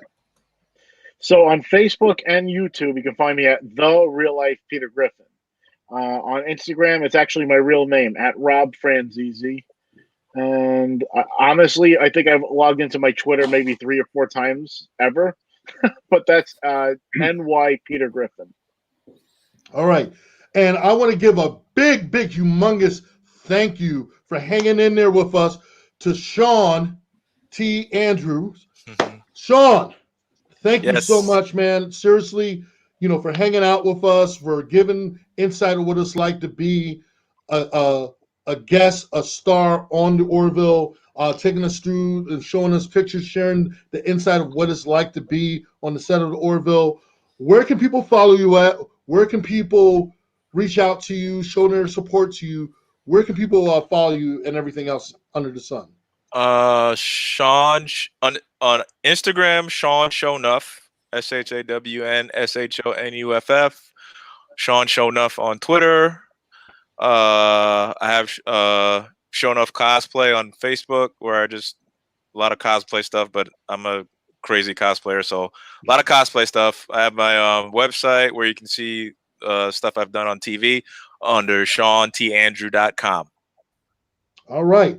For myself, first off, before I tell everyone where they can find me, I want to thank everyone who tuned in tonight, showing love and support to Orville Nation, all the backers, everyone who's been coming on here, showing love, spreading the word, showing love for the community within the Orville universe, within the Orville community, as I like to call it, both intertwined. I want to thank everyone who's showing the love and support. Seriously, Orville Nation is a growing faction, and it is growing bigger and bigger as the weeks go by, the months go by. More people are tuning in. Help spread the word. People can find me on Instagram under The Smoke 007. I'm on my YouTube page, The Smoke 007. You can find me on Facebook at The Smoke, my fan page, or Eric Moran. Or you can hit me up on Twitter at The Smoke 000. That's 000. Or if you can't find me and you having a problem, just Google search me, Eric the Smoke Moran, and all this stuff will come up. As Shawn said, I'm also a crazy cosplayer, so I'm all over the place. If it looks like me, sounds like me, has a height like me, size like me, it's probably me. And without further ado, we're going to give it to the man with the plan, the man behind Orville Nation himself, PJ. Let's close it out with PJ. Well, guys, I want to thank you all for being here. I want to acknowledge Chris, who had to leave us. It was an honor, Chris, if you're listening, to talk to you. I want to acknowledge Shawn and Rob and Brian and Joe. It was, well, not Brian anymore. I want to acknowledge you guys. Shawn, it was an honor to have you here because you've been part of this Orville family since you were on the Orville, and it was an honor to have you here.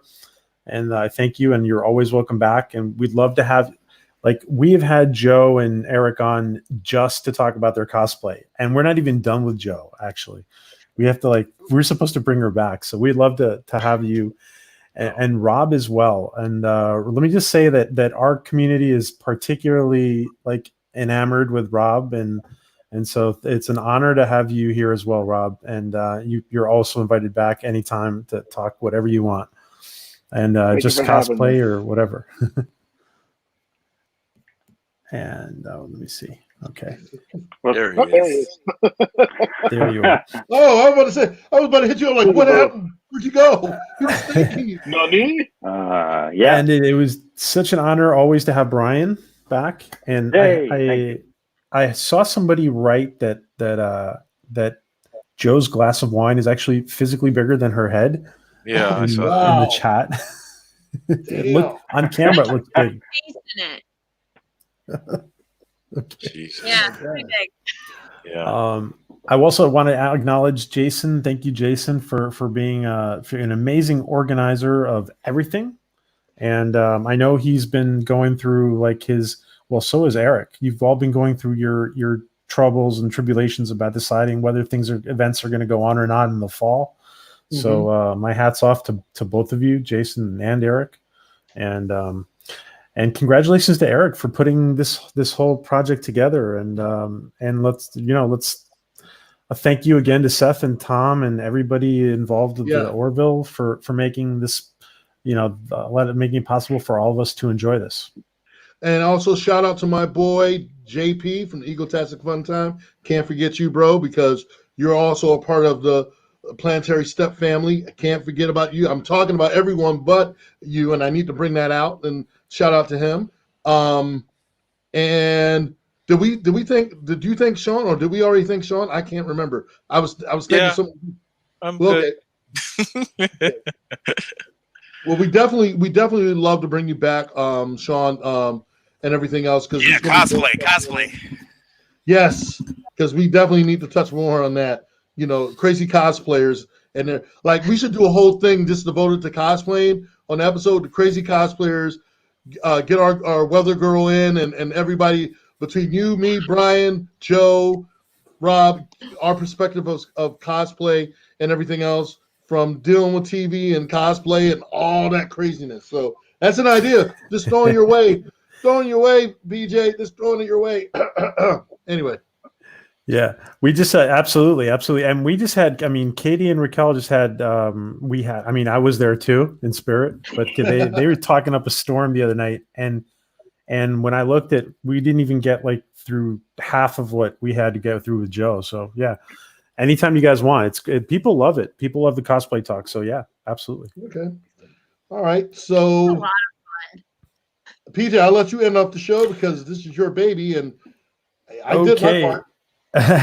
Let's see if you guys, I want everybody to focus on anybody. There's a couple people in our audience, in our community, who have been going through hard times. If anybody can help in any of those, there's 3 GoFundMe's going around, or 3 projects going around. So take a look at that, guys.